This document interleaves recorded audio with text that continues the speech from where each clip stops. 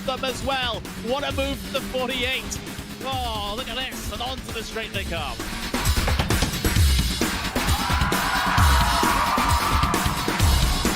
Brilliant move there from the number 40 to make it through. That left-hander sliding up the inside, going up now over Hawthorne Hill, down Pilgrim's Drop, and it's brilliant stuff here at Brands Hatch.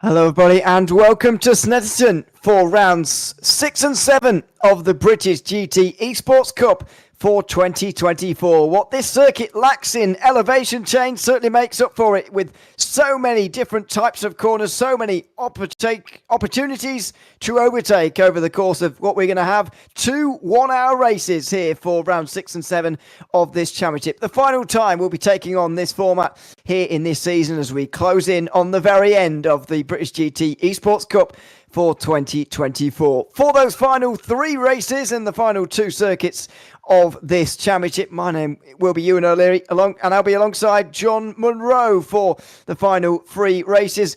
Glad to be alongside you again for this one, John. First time since we were at Silverstone, of course, for what was 2.4 hours of racing in one go on that occasion. This is a very different affair, though. 2 1-hour races, very much sprint races, really, and a circuit that does suit that, as you can see from there. Not a single metre of elevation change around here, but it is a challenging circuit nevertheless.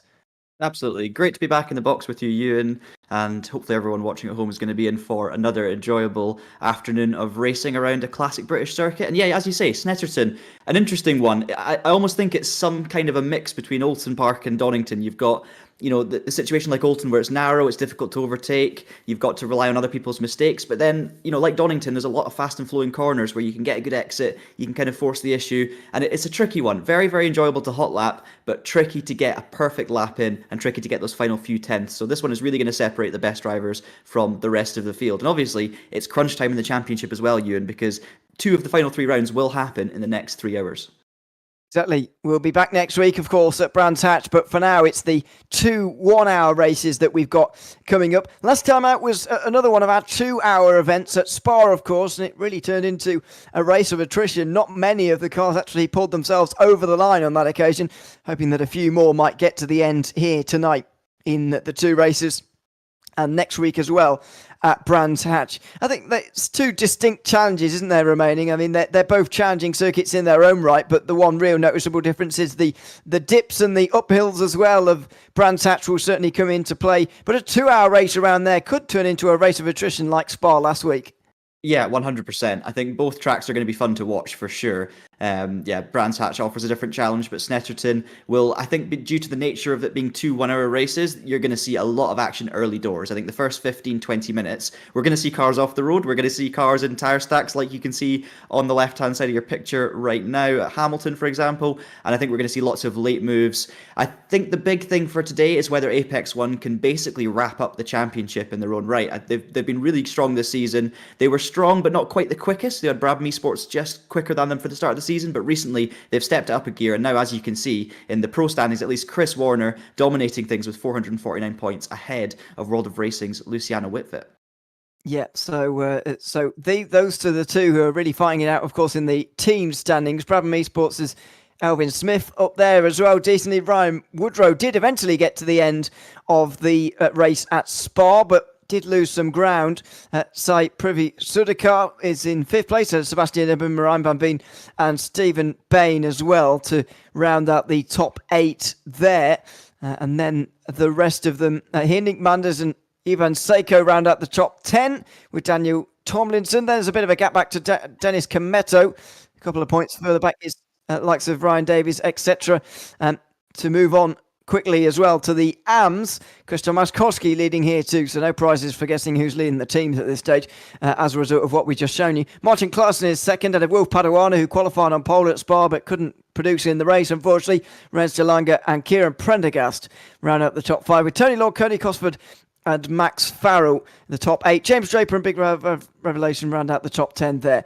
And that's just about it for the AM standings. And so in the points that we can tell you about, Apex 1 are leading the way. 117 points gap is what I've got on the sheet here, John. It's a very big margin, but it's pretty easy to see how a team could lose what I'm going to call, and maybe it's very worst, say 600 points could be lost in the remainder of this season. It is not over by any means because of the sheer amount of points you can gain. 119, of course, for a win. No, you're absolutely right. And if you look at the team who are behind them in second place, World of Racing 62, they've been basically consistent as anything this season. They've been racking up the points, not necessarily the wins, but the points, absolutely. And just by looking to the gap then to third and fourth, you've got SGSS and Brabham on 756 and 737 respectively, which means they're about 400 points off the lead. Now, if you can lose 400 points in the first 5 rounds, you can certainly gain 100 points in the last 2 rounds, right? So it's definitely by no means over for Apex 1, but judging by their pace and consistency so far this season as well, I think it's going to be tough for World of Racing to really make an impact. They're definitely going to rely on some bad luck for the leaders. Let's have a look at what's going on in qualifying as we're into the final couple of moments here at Snetterton. It's raining out on the circuit. Not too recently have we seen rain, actually. It was back at Alton Park the last time we got a little bit of moisture on the circuit. We've already had qualifying for the AMS. Now the qualifying for the Pros seems to be coming to a close in the last 5 minutes or so here. Chris Warner at just 62 thousandths away from pole with Luciano Vippert. Around half a second back is Ryan Woodrow and Sudakar there as well. It's very much a 2-horse race, I think it's fair to say. We haven't got Elvin Smith here by the looks of things, but we do have Kieran Prendergast for whatever reason. So Brabham Esports certainly given up on the Teams Championship, which is maybe a little bit of an oversight because they're only 19 points behind Team SGSS Racing. And that, of course, it does still mean a prize for third position, of course. So still worth having in the Teams Championship, that is. So still worth having. And that means that the battles will continue on, even though there is 117 separating first and second. Let's go on board though with Marijn van Veen to take a look at around at what is a tricky circuit to get right in the form of Snetterton. Even more difficult in the wet as well, Ewan. Underbraking for Montreal, trying to avoid the lockup. Marijn van Veen going in a little bit deep, but kind of using more of a V-shaped line, which I think in these conditions is probably not a bad thing. Rain has been a bit at the talk of the town recently in sim racing with the addition of iRacing's new Tempest weather system, but rain has always been fantastic in ACC, it has to be said. You can see taking a slightly wider entry, but still a fairly dry racing line through towards the exit for Van Veen as he now heads down towards Agostini. Another tricky long braking zone, very long corner. It's one of those ones where you really need to delay and then go for the late apex, get a good exit. Then you've got the confidence corner that is Hamilton, all about getting it right, getting as close to that tyre stack and curb as you can, although in the wet weather you might not want to be all the way out there. Then under braking for Augies, in nice and early, over the curb, actually get over the bit beyond the curb, onto the kind of netted section, will get you the most grip in the dry. Looks like he's taken fairly dry lines here, Ewan, so I do wonder if there is a bit of a dry line emerging in these rainy conditions. Also a bit of a strange one, because with the qualifying session being essentially one 20-minute session, but split into 2 10-minute sessions for the AMs and then the pros, it might be that both sets of drivers had different conditions to deal with. I don't know if it's going to be more wet or more dry at the current stage, but I guess the times will tell. It's been a really, really neat lap so far from Van Veen as he gets his way through Brundle and Nelson. Then another tricky corner where you have to just balance the throttle through the bomb hole and then towards Coram. Looking good so far for Van Veen. I think he's going to make a big improvement here as he heads through Coram. Probably the longest corner in the UK, and it's all about the braking for the Murrays and getting a good exit out of here, but he seems to nail his apex really early in the power. I tell you what, that was a lovely, neat lap from Van Veen, who's going to cross the line, and I would be unsurprised if this was a big improvement. Well, let's see what Marijn van Veen can do. 10th place overall for him, so moves ahead of Rens de Lange there and the fellow Mercedes. There's Chris Warner though. While we were on board there, Chris Warner took the provisional pole position in the pro standings, just under 3 tenths behind Kieran Prendergast. I think that shows that because the Apex 1 drivers are so well matched on pace, I think that shows that the conditions have been actually fairly similar, because only half a tenth separates the 2 Apex 1 drivers who look like they're going to start second and third. Yeah, 100%. And for them, this is really the opportunity to bury this championship. You know, if they can get 2 solid races under their belt, as you were saying earlier, you know, it's not completely done yet, but it could be looking very much done after this one. Prendergast has probably had the measure of them pace-wise throughout the season, but last time out at Spa, we really did see Warner and Maszkowski coming through to the front, especially Warner, who was dominant out front. You can see him running just over the curb too much there onto the grass. It's going to cost him a little bit, and it's a good point, Ewan. I think these two have been so similarly matched all season that it probably does suggest that the rain has been consistent between the 2 classes, which is really nice to see. Now, one of the trickiest entries, this bit, you really have to be careful on the way in and get the car slowed down whilst turning. It's a perfect place to practice your trail braking if you're trying to get better at sim racing, especially in the wet as well. It comes into it more, but there's more grass cutting there from Warner, our Pro Championship leader, as he heads through Coram now. I think they're going to be totally satisfied, though, with second and third in the grid. I don't know about you, but if I was Apex 1, I would be more than happy with that. Yeah, it's a great start for them, and there's a bit of weaving around it going on. Not sure. He's just trying to pick up the most amount of speed, I suppose, to start this next lap with. Wonder whether Luciano Wittwert is doing any better here in 5th position in the 9 car. Currently 2nd in the pro standings. Did see him come around the final corner here. And whether he was setting up for one last go or whether this is his last hurrah, then we'll wait and see. Over the line he goes, and in fact that was his last lap. He was 32 thousandths slower than his previous best, but that's not going to be good enough, I'm afraid. I think it'll be good enough for 2nd place, but Chris Warner now is basically looking for positions on the grid. He needs to find 3 tenths for pole, which seems like a lot to find, but seemingly he is going for it, and he is trying. Might as well try it. These wet tyres, you know, do last a few laps. You can get better and better as you learn more and more about the track. You get them dialed in. You get the pressures up. On ACC with the wet tyres, you've got to start with the pressures quite a lot lower than their optimal range, and then let them build up, because they do eventually over the laps, you know, overinflate essentially. So you've got to start low, build them up, and get there. And that seems to be what Chris Warner is attempting to do. But let's wait and see. He's using all of the grass here, and I don't think he's been on the tarmac much on the exits, but this seems to be a little bit neater, definitely on the exit there. That's going to help him down the Bentley straight, one of the longest back straights in the UK, and I think he's there or thereabouts, Ewan. Looks like it. It's been fairly tidy so far. Now down through this exceptionally tricky braking zone through Brundle and Nelson. I mean, could be one of the most difficult in the UK, certainly, maybe further wide. Braking while turning twice, changing direction too. Then through pretty fast right-hander at Bomholm, then around Coram, long way round here, of course, just trying to keep it as tight to the right-hand side as possible to open out that final corner. It's very easy to brake too late into that final turn as well, but you can't afford to with the length of the front straight.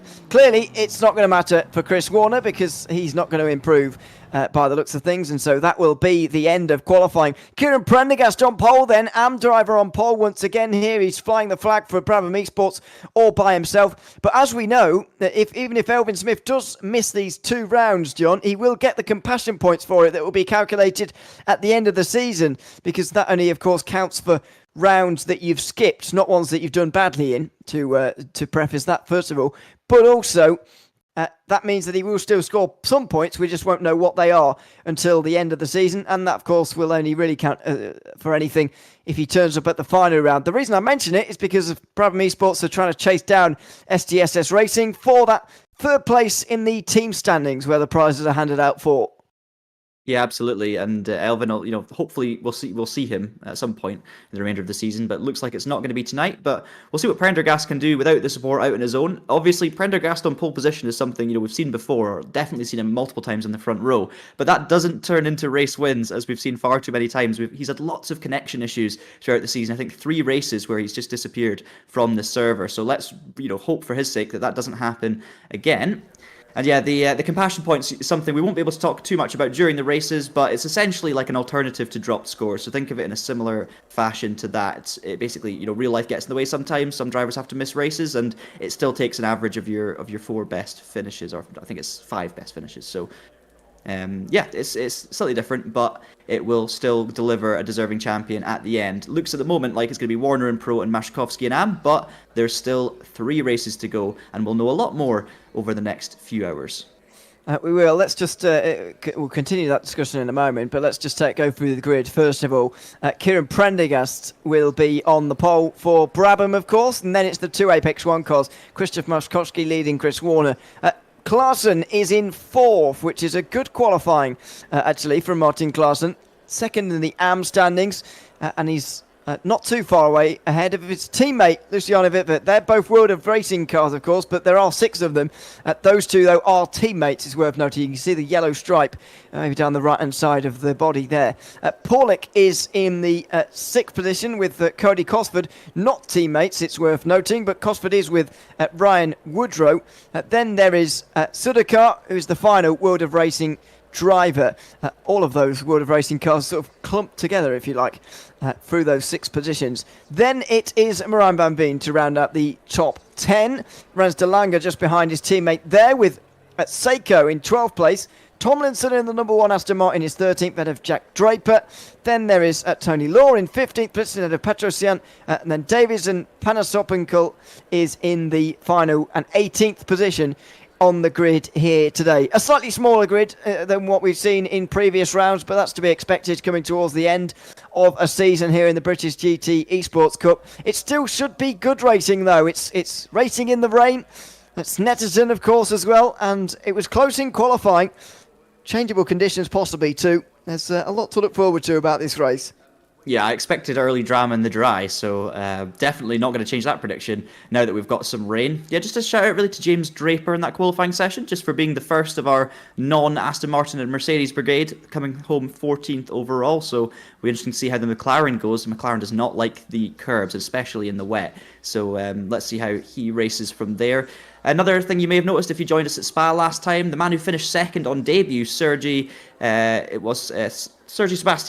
who finished second place, and he did a superb job filling in for Cody Cosford. But as you will have noticed, back in the 22, we do have Cody Cosford starting 7th on the grid for this one. So he'll be delighted with how his teammate did when filling in, and let's see if Cody can try and do something similar in this one. You've obviously got 2 AMs as well, Ewan, on the front row, which is nice. Actually, 3 AMs in the top 4, so it's been a good qualifying session for the AM class, and it also helps Warner a little bit. He's got Whitfit, his championship rival, not far behind, but then he's got a couple more World of Racing cars in between. His mirror is just going to be full of red in this race. Yeah, quite a percentage of the field is going to be for World of Racing, of course. 1/3 of the field is made up by those guys. 6 in a row, look at that. Exactly, yeah. 3 on the left-hand side, and then just on the other side there's the other 3 lined up on the inside. The countdown is almost complete, and we'll be on our way for the formation lap very shortly. Kieran Prendergast will lead them around when he fancies it. The countdown has now elapsed, and we're supposedly ready to go, and there we go. Krzysztof Maszkowski a little slow to react as well, but everyone just getting off to a start, maybe put some heat in the tyres early on. I do wonder what they're going to sort of expect in terms of conditions today, drying up or not, because at Oulton Park we certainly saw some drying up of the conditions. It was all about when does it get dry enough. Well, in fact, on that occasion, around halfway through was the answer, and that meant that they could put the dry tyres on during the pit window, which really helped everybody, to be honest. Will it fall quite so nicely today? Will it even get dry? Some of these questions are yet to be answered, of course, and these are the challenges that you've got to contend with in a wet race when you are made to pit in a 10-minute window. Yeah, it's so tricky, isn't it? I mean, we've got a fully wet circuit, but you've got the rain continuing to team down here, so that doesn't look like it's going to dry anytime soon. We might have a fully wet day of racing, but you never know. If the sun does come out, there's a lot of big GT3 cars that are going to eat up that rain, and it's going to dry fairly quickly. So it's something we'll keep an eye on throughout the race, but as you say, it fell beautifully at Oulton Park midway through for the pit window.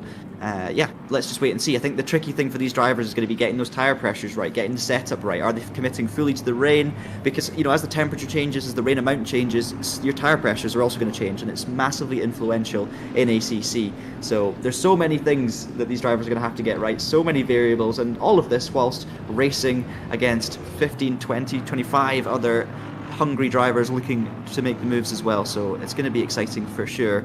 There's that beautiful Brabham livery on the Aston Martin of Kieran Prendergast, and he'll just be hoping, Ewan, to make it to the end of this one. Obviously 2 1-hour races, I would say, probably gives him an advantage because it's less time for things to go wrong for him during the race. Yeah, I guess so. But we've seen him have issues at Oulton Park, for example, and it's not been a very lucky season for him. To be fair, I think you've got to take your hat off for him even being here, haven't you? When you've been knocked back so many times and you've been inconvenienced so many times in a season, even if it's nobody's fault, it's very easy to lose motivation and very easy to say, well, I'm not going to do the rest of this. But Kieran Prendergast has decided, no, he is going to be here again, and he does want to continue to compete in this championship, and I think you've got to take your hat off to him for that, because there's every reason for him to be here. If you're looking at it in some ways, he very much has a chance for an overall win here today. There's no doubt about that. Oh, for sure. And, you know, at the end of the season, even if he doesn't finish, you know, top 5 in the standings, for example, he's still going to be one of the stars of the season. We've seen him at the front consistently. We've not seen too many mistakes from Kieran either. We've seen a couple, but generally speaking, it's been more bad luck than bad driving for him. So, yeah, he'll be, you know, trying to finish as many races as he can, end the season on a high, and full credit to him for doing that, because as you say, it's very easy to just give up the ghost. But we're getting ready to go here through Corm, the longest corner in the country, and then it's going to be powering out of Murray's and away with this race. The first corner through Riches is tough as well, Ewan, in the dry, let alone in the wet. Yeah, fast opening double apex corner. Kieran Prendergast is going to have prime position on the way into. We're formed up nicely 2 by 2, and we're ready to go racing. It's round 6 of the British GT Esports Cup for 2024, and Kieran Prendergast, part of Brabham Esports, is in control of the field, on board with the Aston Martin now as he drives up towards the line. Wait for those lights in the top right hand side of your screen to go out, and we will be racing for the first time at Snetterton. The green flag waves on the first of 2 1-hour races here tonight at Snetterton, and it's Kieran Prendergast who takes the lead into turn 1. The 2 Apex 1 cars get very close on the way towards turn 1. That's Krzysztof Maszkowski and Chris Warner battling through the opening turn of the circuit. Now down into turn 2. On the brakes very late there is Martin Klaassen, looking round the outside there of one of the Aston Martins. He looks to have found his way round there to maybe have a go at turn 3 as well. Down the inside he'll go, but it's a long and difficult left-hander here, which means that the Aston Martin will prevail. It's been a good start from the trio of Astons at the front of the field to hang on ahead of 6 World of Racing Mercedes, who so far haven't been able to infiltrate that podium. Absolutely, really clean and respectful through the first few corners. Great stuff to see. Pretty much status quo as we were. Prendergast, Maszkowski, Warner, Klaassen and Whitvet, your top 5. There's been a couple of World of Racing cars have been passed. I think Van Veen and De Lange are up to 9th and 10th, so they've got past Sudakar, but the rest of them remain in formation, as you can see now. Whitvet getting the back end out. We're going to see lots of different lines as well. We're going to see drivers experimenting a little bit with the outside, and we're going to see, you know, some moves once we get settled in. But I do think, you know, given the fact that the teams are kind of running, you know, in 2s and 3s, I think the first few laps are going to be more of a settling in phase than a crazy move-making phase. I mean, might not say the same about the leaders, of course. Maszkowski has every reason to take the fight here to Prendergast early on. He does, and so far he really is doing so as well. Chris Warner has not stuck with these guys at all in the opening lap. He's struggling here, and Martin Klaassen is immediately applying the pressure and needs to capitalise immediately as well if he wants to maybe get on that podium by the end of the day. Into the final corner, Kieran Prendergast still leads at the end of 1 lap here at Snetterton for round 6. Then it's Krzysztof Maszkowski second, Chris Warner third ahead of Martin Klaassen, Luciano Wittmann at the top 5, and then we've got the rest of the World of Racing cars. Look at Klaassen again here, right in the wheel track to that Aston, going in towards turn number 1, and they're not too far away from the lead either as they go round this opening turn of the circuit. Prendergast doesn't even have to think about defending on the brakes at turn 2. It's single file, and it's everybody getting up to speed really in this wet weather condition. You don't want to throw the car off immediately. You want to get your tyres up to temperature and get settled into a difficult race. Yeah, Prendergast very, very good in the wet at Oulton Park as he gets a little bit sideways on the curb, almost cursed him instantly. But it's nice to see for the race's sake that Maszkowski's, not dropping back at all here. He's 3/10 off. Obviously early days still, but it looks like he's got the confidence in the wet weather. The Aston running very well, locking at the top 3 positions, and it's Warner of all of them who seems to be struggling a little bit at the moment. I mean, at this stage of the race, one little mistake will cost you those 5 or 6 tenths that makes it seem like you don't have the pace. So let's see, but it's certainly looking like a 2-horse race early doors. Further down the pack, I don't think we saw too much action. We didn't see any incidents from where we were looking, which is great to see at this stage. So let's hope that can continue, because we have seen a lot of close racing, but also incidents this year. Yeah, we have.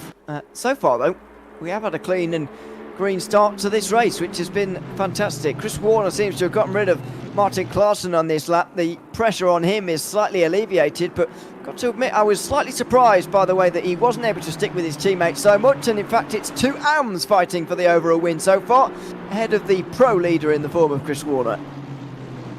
Yeah, I should explain to anyone who's joining the series for the first time. Pro and Am, not your classic setup where the pro driver has way more experience and success than the Am drivers. It's more to do with internal rankings and all sorts of stuff. So it doesn't mean that these amateurs are any more amateur than the leading pros, but certainly showing how it's done at the moment as Prendergast sets the fastest lap on lap 2. So clearly pace going well at the front there. No one further back in the pack is going quicker than these two, so they'll be looking to continue this breakaway. Of course, this is the battle for the lead. Warner doesn't need to stick with him necessarily, because he is still leading his own race, of course, Ewan. He can sit there, finish third, and he actually picks up full points in the pro class, so he doesn't need to bring the fight to them, but it definitely seems to have stemmed the flow at the moment, remaining just within that 1 second mark. One other thing I've noticed as well, Law has got past Draper for the fight for 14th, so the BMW driver becomes the highest of our non-Mercedes and Astons, and we're going to have a quick look now back at the replay of the start. Yeah, back from in the midfield. Well, I say in the midfield, it's hardly. It's just Martin Klaassen on the second row of the grid. We were very much focused on the very head of the field at the start, but what about Klaassen, and how much pressure did he put onto Chris Warner here? Because he may well have contributed to that gap that really opened up. And also, this would be a good view as to how close the Apex cars got to hitting each other. I think it was relatively close. Maybe not as close as I thought, but there was certainly not much between them through turn 1. That forced Warner to the inside on the defensive here. That kind of opens a gap in front of Klaassen, which he's more than happy to fill with some late braking around the outside, and he can't quite work his way all the way round there. World of Racing can't quite boast 6 cars in a row anymore as a result of all of this. Good start actually from the purple cars of Rens de Lange and Marijn van Veen, who very much got into there. Van Veen now 8th, de Lange also inside the top 10. Yeah, Van Veen's also then made the move on Woodrow, so there's a couple of World of Racing cars dropping back a little bit. They're losing some of their fleet, but it's still Cosford, Pollock, Whitfitt and Klaassen running up from 7th to 4th. Still sitting and doing a solid job. Now Warner's lost a lot more time on that lap, 4 tenths, and he's now got Klaassen right behind him, so another little mistake potentially from Warner, or just great pace from these front 2, but it's only 2 tenths now between Prendergast and Maszkowski. So Maszkowski is the one with a bit between his teeth, setting the fastest lap there, 1:52.6 in the wet. That is an incredible time, and it's Warner who continues to fall back just a little bit. Yeah, it's been a very good start to the race for both Apex 1 cars, but as we were talking about earlier on, John, and beforehand actually, before this race, we were talking about the fact that Apex 1 are in such a strong position because of compassion points as well. And if you don't know what they are, I'll explain quickly. It's for a maximum of 2 skipped races throughout the season. Instead of getting a 0, you get your average from all the other rounds in those positions. So I'm not sure whether they round decimals or whatever, but you get an average of your other 6 rounds put in those 2 skipped race weekends. That doesn't apply if you do badly and score a 0, for example, after crashing in a race, only if you don't start an event in the season. And so we were talking earlier on about what that means for Apex 1. They've had such good results so far this season. They've been so strong. In fact, Chris Warner, for example, his average finishing position is better than second. It's a decimal place, obviously, so you can't actually finish there, but it's better than finishing second. He's got an average of 113 a race, for example, when there's only 110 per second, so you get the idea. If he were to skip the last 2 races, there would be almost no way in which anybody could catch him, including in the team standings, which we're obviously focusing on with World of Rating trying to chase them down. So they're in such a strong position, and they don't even have to necessarily be here if this race, of course, goes well. If this one goes wrong, though, means all of a sudden there's a lot of pressure on you for those final 2 rounds of the season. Yeah, I know what some racing drivers are like. They're going to want to take part in every race they can, but of course it does, become important if they have a DNF. We can see Sudakar right on the back of De Lange. He also had Tomlinson filling the mirrors too. Made a little bit of or had a look at least on the exit of Nelson as we saw De Lange run a little wide, but Sudakar not taking the risky move of sending it down the inside into bomb hole, which is a sensible and I would say correct decision from Sudakar, so fair play to him there. But De Lange certainly is holding up this World of Racing car, allowing Woodrow to run away. There's another big moment for De Lange, and that is going to be the invitation that Sudakar was waiting for. Thank you very much. Down the inside, but he's going to run wide, gets a little bit of a bump from De Lange. The crossover was just a little bit too close, and I think he's going to back off to let Sudakar go through. No, he's not. They're going to be side by side heading into the left-hander. So now Tomlinson looking to take advantage on the outside, and they make a little bit of contact. It's really close racing here at Snetterton. We're finally seeing some big old fighting and action at the top half here, but it looks like Sudakar, after all of that, is actually going to lose the position to Tomlinson. That was unfortunate there because it looked like the crossover from De Lange was just slightly misjudged, and Sudakar's the one who paid the price. Yeah, slightly of his own doing, of course, by braking so late in towards turn 2, but pays the price quite heavily. And Seiko is right with them now as well, of course. Meanwhile, teammate Brian Van Veen has lost a place to Brian Woodrow here for 8th position. That was actually for 3rd in Pro, though, which makes it all the more important. Further 9 points on the line in that particular battle there. The reason I mention it is because Team SGSS Racing are in 4th in the, in 3rd in the team standings, with Brabham Esports trying to catch them. But with SGSS not actually here today, they'll get the compassion points for these 2 rounds, you would imagine. And that leaves Orion Racing Team not too far away from Brabham trying to gain those points. And with Elvin Smith not here, they could really begin to gain some. But unfortunately, it looks like after a good start for Van Veen and De Lange, they are falling back a little bit further now. This is what happened down in towards turn 2. It was a huge slide on the exit of turn 1 and a good catch in the end. Sudakar gets down the inside, and there was a bit of a bump in there, true, and then he was forced into the AstroTurf slightly as well, but Sudakar did also brake a little bit late.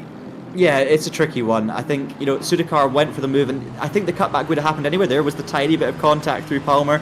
It was one of those where it wasn't deliberate, but it was quite a big nudge on the back of Sudakar. It was just a slight misjudgment of the cutback. And as a driver making the move, you're allowed to essentially block the apex in a corner. If your car's there, it's down to the other driver to judge that properly. I'm not saying it was anything bad necessarily from Van Veen, but it was, or was it De Lange actually? I think it was De Lange. It wasn't anything bad, but it's one of those that just kind of toes the line between hard racing and a bit of contact, and actually no, you do need to give the position back. So a tricky one, and obviously Sudakar did go in pretty deep anyway, so you might have run wide, but not quite as wide as he ended up being forced out to. You can see Whitvet under pressure from teammate or pseudo-teammate Pollock as well for P4, as they seem to have dropped off. Actually, not pseudo-teammate, these two are actually teammates for World of Racing, and they are dropping back a little bit from Warner, who in turn is continuing to drop back as he seeks the wet parts of the circuit to keep his tyres cool from the front two, who are just continuing to drive away. You are correct, by the way. There is no further action for contact between Sudakar and De Lange, and indeed for the tiny bit of contact we saw between Tomlinson and Sudakar as well, but stewards are making sure that everything is properly looked at. But no penalties so far, which is great to see. A couple of warnings dished out that we've already seen pop up on your screen. Apologies for not actually speaking over them at the time, but stuff was going on. You will have seen those warnings, though. I think the important thing is, though, that after 8 investigations and 8 small things that have gone on, no actual penalties. There is one for Sudakar, actually, who we were just talking about. That was for contact with De Lange earlier, but that was not the same contact we were just seeing. That was earlier in the day. Meanwhile, looks like we might be about to have some more. Sudakar's on the outside now into turn 1. This would be special if he can hang around the outside here. It's a very, very long way round turn 1. Double apexed, of course, and Tomlinson had full confidence in that one, using the full width of the road, sort of expecting Sudakar to back out of it almost. Yeah, and a cutback doesn't necessarily work there either because of the nature of the double apex. It's quite a whole fast corner, so if you go in wide, you're not necessarily going to get an advantage from a cutback anyway, because the other driver can essentially park it on the apex. So tricky one, but I mean, fair enough for making the move. Good to see. Definitely trying to keep Tomlinson on his toes, but good defensive driving as well from Daniel. And we've also seen, by the way, a change of position. Draper's gone back past Law for P14, so it looks like these two are having a fun battle. Meanwhile, Merrin Van Veen's got a fun battle ahead of him if he can catch them, because he's only half a second off the back of Woodrow, who's right on the back of Cosford as well. So you've got the two World of Racing cars, and then the third of the Mercedes Van Veen. A few of these cars, it looks like, are set up for the dry. You know, we've seen a lot of big wiggles and back ends out, especially from the likes of De Lange. And I think the Mercedes in particular, you can see that it's not necessarily loving these wet conditions. And yeah, the stiffer setups are certainly going to be costing the drivers a little bit of confidence, but everyone's managing them nicely, and it certainly makes it fun to watch for us. It does. This has been a good race to watch so far. In the first quarter of an hour, you're watching round 6 of the British GT Esports Cup in 2024. This is Snetterton, of course, with a bit of a sprinkling of rain here. Early springtime rainfall in the east of England, as we follow on a battle now for 7th position in the field. Cody Cosford back amongst the AM field, with Brian Woodrow trying to find a way through, and Merrin Van Veen being brought along as well. A lot of these battles, in fact, in the field are in the midfield. There is this one for the lead, but so far Krzysztof Maskowski has offered very little to challenge Kieran Prendergast's so far unchallenged, well, not unchallenged, but unchanged lead. Certainly he's led every single one of the 7 laps so far. It's worth noting, these two do have a history this season. I don't necessarily mean that in a bad way. I just mean that they've had incidents together, they've had good hard racing together, and there's been a little bit of needle, there's been a couple of bits of contact, there's, that resulted in Prendergast going off at Donington, for example. So it's not like this is the first time these two have battled on track. But I remember Maskowski after the Donington round basically saying that, he felt like from both of them they were maybe just pushing the limits a bit too much, and they would have been better off just calming down a little bit. And I think that was great to hear from Maskowski in the heat of the moment, that he was, taking that overview of the situation. I think that, it was dished out by both of them. They were racing hard, and this time it looks like it's been a perfectly clean, fair battle. Maskowski not looking to do anything rash at this stage. He's just staying right with Prendergast, keeping the pressure on him, but there's no, crazy late moves that we're seeing or anything like that. And obviously they're not losing much time here, because they're both just driving away from the rest of the field. So I think it's only benefiting both of them, to be honest. But it's certainly been good to watch so far. I don't know if it'll be the same in the last 10-15 minutes, but we'll have to wait and see. And it also doesn't look like the rain is moving anytime soon, and I think if the rain doesn't stop in the next few minutes, it's unlikely that we're going to see dry tyres during the pit window. I think it's just looking very unlikely at this current stage.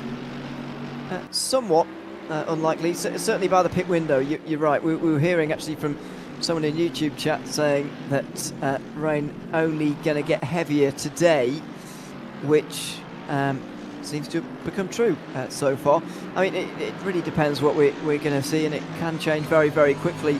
Of course, we do have 18 GT3 cars out on the circuit, so it could dry out quite quickly if indeed the rain does stop. And what I have noticed is just that there was a little bit of searching for, not sure whether it was searching for a bit of water to cool the tyres down, or whether it was just the line that they want to take in towards turn number 1. But there was certainly a staying closer to the pit wall there, a little bit long on the way towards turn 1 from the likes of Cosford, Woodrow and Van Veen there. They all did it, and I guess once the leader does it, they'll all follow in the slipstream. But it does seem on occasion they're searching away from the racing line, and we know, of course, on ACC that does really have an effect with cooling tyres down if you do need that. Yeah, for sure. And I think, even if the rain is getting worse, it's not like they're going to be losing the wet tyres, to the track getting drier. They're still, going to be looking for that optimum pressure window. So if they've maybe overinflated their tyres a little bit, they'll be looking to keep them as cool as possible, just to try and manage the temperature, which in turn helps manage those pressures. So it could be a little bit of that. It could be a little bit of wear prevention. It could also just be, trying to stick to the wall for a longer slipstream.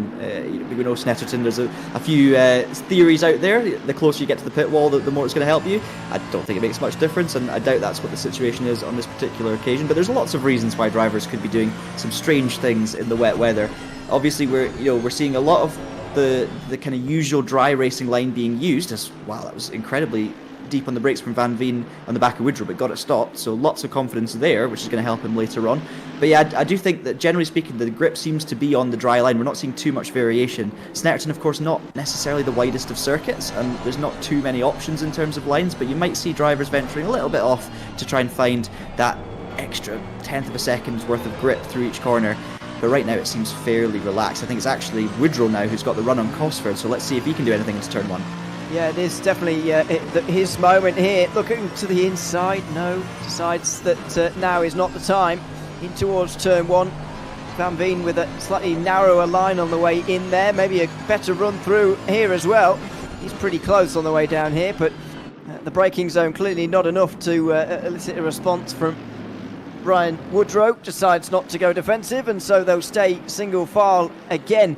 I do begin to wonder how much this is a legacy of the circuit. Snetterton not the easiest circuit in the world to overtake on, but by no means the hardest, and how much is it just so far no mistakes? Well, there certainly was one from Cody Cosford there just as the thought entered the mind, and now Ryan Woodrow heads down the inside. Van Veen wants to follow through this big side-to-side contact, and out wide goes Cosford. I think he was only trying to give over that position to his World of Racing teammate and maybe took back in front of Van Veen, but that's not happened. Van Veen has muscled his way through. Yeah, Van Veen certainly was in a position to take advantage there, and it looked like Woodrow tried to just close the door. Actually, it was Cosford, of course, tried to close the door a little bit early, and then obviously there was a secondary contact. I need to see a replay to see what that was all about. But yeah, it was just a mistake in the end from Cosford, running wide, missing the apex through Palmer. Obviously, Woodrow being his teammate, once he was down the inside, we weren't expecting to see Cosford try and cut him off or do anything too brave anytime soon. But in the process, Van Veen was right there to take advantage and put his nose there, and there we go. So let's see a quick replay of what happened there. There's the mistake from Cosford, and it's all about Van Veen on Cosford as we head to the exit here of Agostini. Yeah, so I don't think this was an intentional giving over of positions, but once they were side by side, I think he only really wanted to give over to his teammate. Then there was that contact. To be honest, I don't think Van Veen was placing his car anywhere he shouldn't have done, but I just think that Cosford maybe turned in a little bit on Van Veen really there, trying to keep it a little bit narrower. Van Veen wasn't expecting him to do that quite, and there was a bit of contact. I don't think there was contact that Race Control are going to do anything about, and of course they will now have a look at it as always, but there was nothing too much wrong in that really. No, I think you're right. I think it was a little bit BTCC, but it was nothing crazy. And it could have also been Cosford actually losing the back end slightly under power. It might not have been him trying to take a narrower line out the corner. It's difficult to tell, but there was definitely the slightest hint of contact earlier in the corner as well. So these things happen. A bit of frustration, a bit of adrenaline running, and two cars get together. One pays the price slightly, but at the end of the day, no damage. I'm sure nothing major, and they will continue to fight another day. Of course, we will see Cosford trying to make the move again on Van Veen soon, as you see Warner doing some more grass cutting. I think he's doing a huge amount of grass cutting around here. The groundskeepers are going to be delighted with his work, as Prendergast keeps it nice and clean, as he has done all of this race so far through Brundle and Nelson, but Maszkowski is just hanging around like a bad rash in the mirror of the Brabham Esports driver, and he's given him absolutely no breathing space whatsoever. Yeah, absolutely nothing here through last couple of corners now, and it's Kieran Prendergast not putting a foot wrong just yet. Maszkowski keeping him honest, of course, but no even hint of a battle between them actually. It was 3.5 attempts over the last timing line, and actually a lot closer as Maszkowski does have a look down the inside into turn 1, but it's purely just that, nothing more major. Now then, Prendergast may have to defend for the first time, and does. Krzysztof Maszkowski heads to the outside through turn 2. Can he hold it all the way around there? Could never really even get his car halfway alongside, and so Kieran Prendergast is able to shut the door on him, and we're back to status quo. Yeah, that all started at Murray's there, Ewan. Kieran just slightly on the curb on the exit, couldn't quite get the power down as early as he would like. It wasn't a bad exit, it just wasn't a great exit, and Maszkowski did get a great exit, and that was it. That was enough to just make him have a look, but nothing crazy at this stage for Maszkowski. He's keeping the pressure on, but I don't think he feels like he needs to make this move. If he goes for it too early, there's a risk of Prendergast trying to regain it and maybe contact, maybe them losing time. I think Maszkowski is more than happy to see this one out for the current stage. That was a little bit deep on the brakes, but thankfully no contact. I think he's happy to sit behind, wait for the pit stops, maybe wait for Kieran's potential internet issues, but obviously, you can't rely on anything like that. I think these two are going to be racing till the end of this one. But Maszkowski's had a really cool head all season. He's definitely come strong in the second half of races. So, judging by that, he's in prime position here.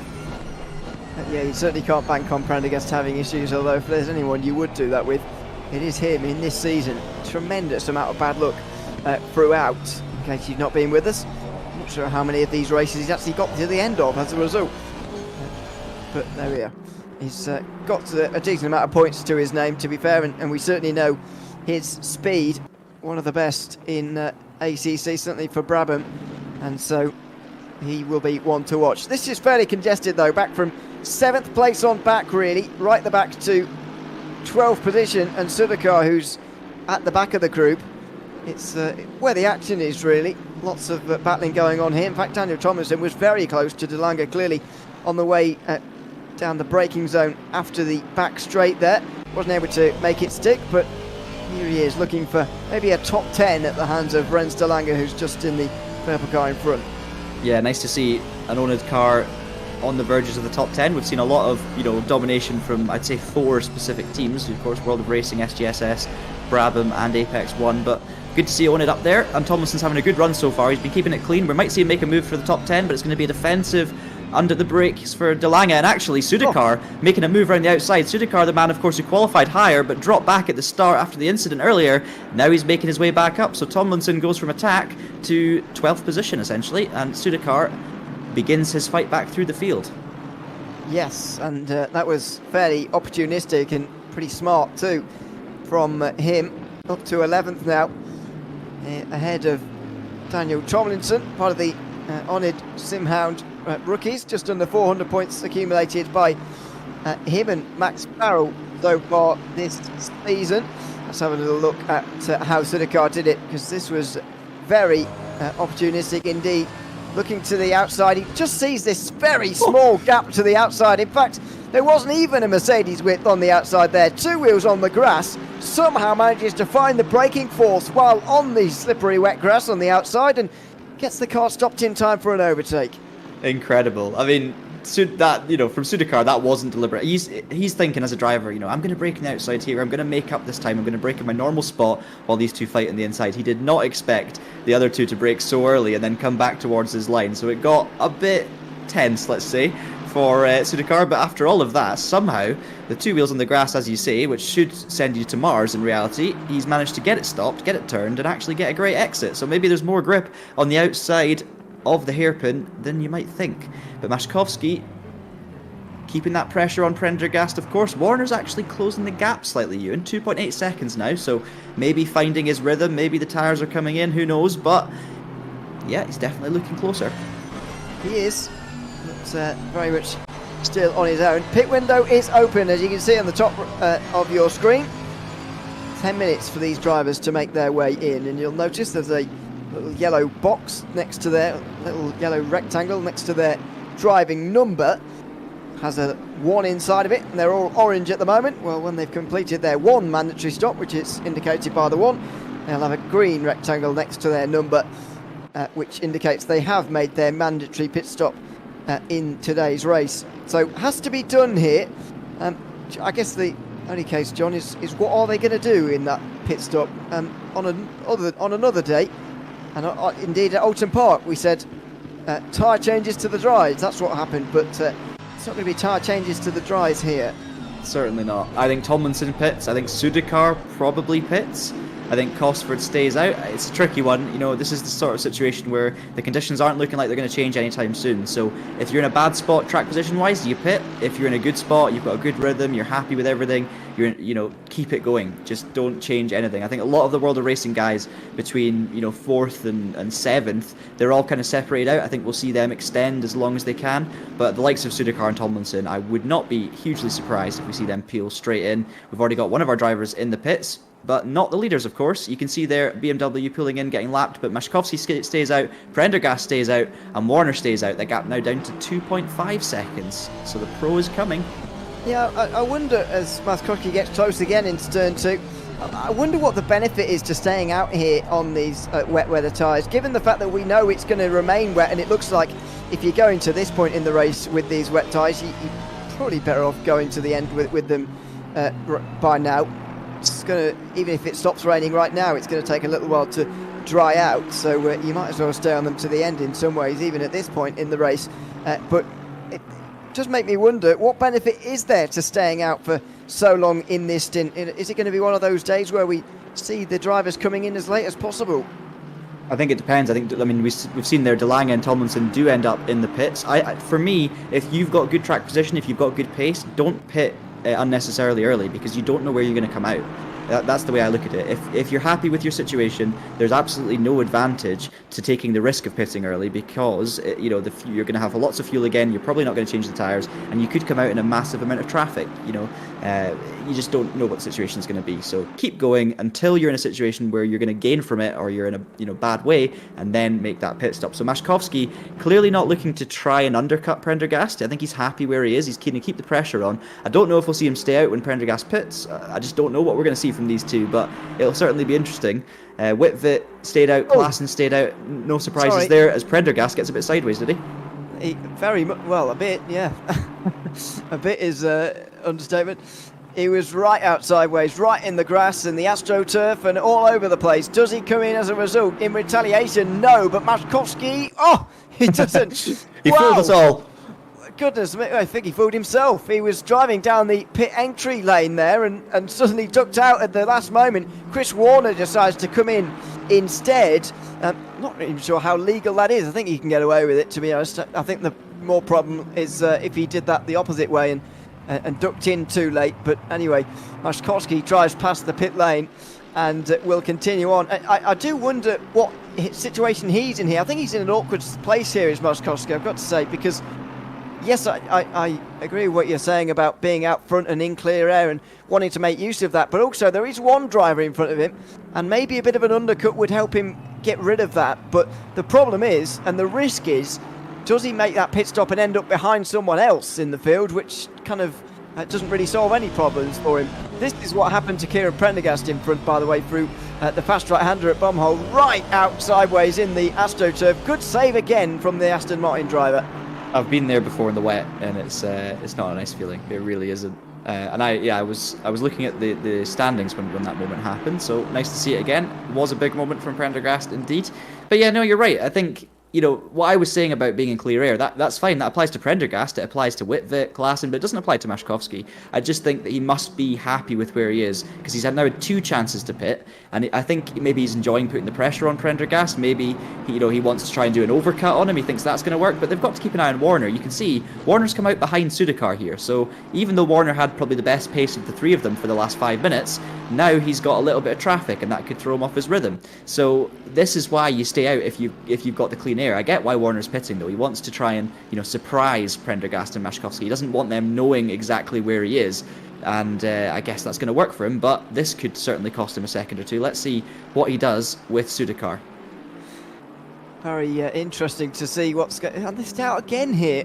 Well, we're past the halfway mark now with Prendergast and Maszkowski, and they continue out the front. See, this is the problem I find with Warner. I don't mind the call him to stay out, excuse me, to pit early, but that he does have that problem of running into people that he otherwise wouldn't have. Sudakar being that example, and the number 2 driver doesn't come in this time, only to make his problems worse. Chris Warner will head down the inside now, then in towards turn number 1. Side by side they go, and that won't last very long, but Chris Warner finds his way through. Nevertheless, the damage is already done. He's already spent a little bit of time behind Sudakar in that little battle, and so sort of any progress he might have made by pitting early and getting an undercut is sort of alleviated by that. Yeah, and the thing is that, whether these drivers have live engineers and spotters or not, some of them possibly will in some series, some of them definitely won't. You wouldn't really know where you're going to come out, so it's a bit of a risk, it's a bit of a choice, and I guess for Warner it's not worked out perfectly, but it's really not worked out too badly either. He dealt with Sudakar fairly quickly, would have got a slipstream from him on the main straight as well. But I think I've realised why Maszkowski's staying out, or at least I have a theory. I think he's just enjoying himself. I honestly do.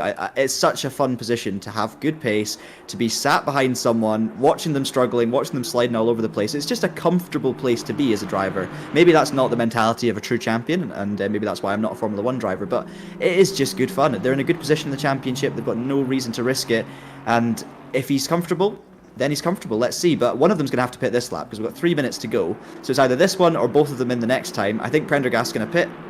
Yes, he is. And that, of course, means Maszkowski stays out. So this is now crunch time. This is the lap that everything's going to count. And we have to keep an eye, of course, on where Prendergast comes out relative to Warner.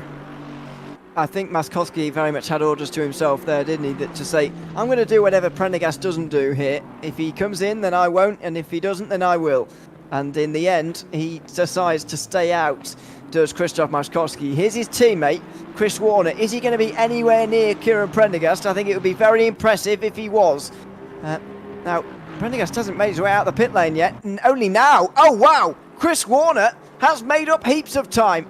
Surely that is a legacy of him going quicker and not the two ahead going slower, but surely that means Krzysztof Maskowski is going to lose the lead here too. That is a huge surprise that Chris Warner has made that work. Yeah, that sort of gap, though, between these two, I mean, considering it was probably about 2 seconds between the two of them, or maybe 2.5 seconds when Warner pitted, you know, that's a 5-second swing or something. I wonder if Prendergast maybe missed his pit box. He did it in Donington earlier in the season, which lost him the lead. I'm not accusing him by any means of doing that, but I'm just trying to work out why that gap's happened, because I don't think and even if Warner had been out there smashing it for a couple of laps, Prendergast wasn't doing too badly. I think they would have at least been around about side by side, because there's no way he would have lost more than a second a lap, or 2 seconds a lap at this stage. So that tells me that their pit stops themselves were slightly different. Whether that's Prendergast having a slightly slower one, I'm not sure, but we'll have to wait and see. I think Maskowski will be the telling part here. Warner's obviously done the job on Prendergast. Let's see if Maskowski does the job on Warner, or if he's down where Prendergast is. Oh, this is all of a sudden going to be very interesting. Just over a minute to go means that Krzysztof Maskowski doesn't have any further laps to use here. He will have to be in, and if not, then he'll be in a lot of trouble. So into the pit lane comes the race leader. Only for 1 lap, the first lap indeed, that Kieran Prendergast has not led. But all of a sudden, it looks like he might well not lead another one in this race. Chris Warner has played an absolute blinder here by the looks of things, and his undercut strategy may well have worked. Yeah, he's Into the running final good corner. pace as well. 52.8 on that last lap, Ewan, so he's properly quick, only 4/10 off his best. Let's see, though, where he comes out relative to Maskowski. Wow, so Prendergast has clearly had a bit of a longer stop here, because this is about what we're expecting. Maskowski ahead of Chris Warner, the teammates together. Now, on a normal day, Prendergast will be hoping that the top two might battle so that he could get involved, but they're teammates, and Apex Warner dominating again. So it was potentially a pit stop mistake from Prendergast to lose that time, which is... It's a shame for him, but he could be potentially throwing away a second race win of the season in the pit lane. So let's see if he has the pace now. I think Maskowski clearly had at least the same pace as Prendergast in that first stint, unless he was just being dragged along by a slipstream, which in this weather I highly doubt that's the thing. So I think it's now going to be a hugely tall order for Prendergast to get back into this fight. I think Maskowski's biggest issue for the overall win is going to be Warner, but do I see Warner fighting with Maskowski? Absolutely not. Maybe they'll swap places if the pace is that bad, but I think for the next maybe 5 laps, 10 laps, we're just going to see status quo from these two, and whoever's the quickest of the two of them will be running away at the front. But of course, at the moment, it's looking like potentially another double victory for our championship leaders, Apex 1. Makes you wonder where Prendergast will have lost all that time, because surely they'd all be doing the same thing in those mandatory pit stops.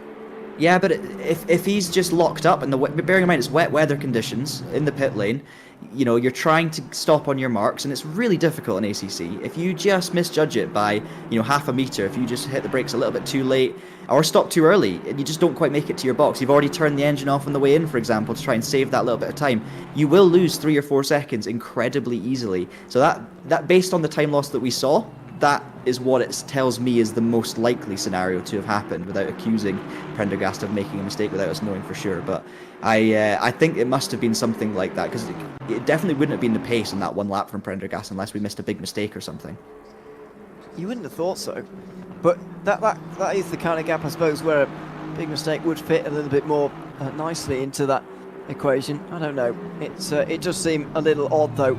But Apex 1 leading the way, and we were saying earlier on that because of compassion points or whatever, them having a good race here, only 2 races to go, they're in such a strong position, especially if they don't appear in any of the final races. For some, because of what they've done so far this season and what just their general attitude, I do think they will be back again for the final 2 rounds, of course.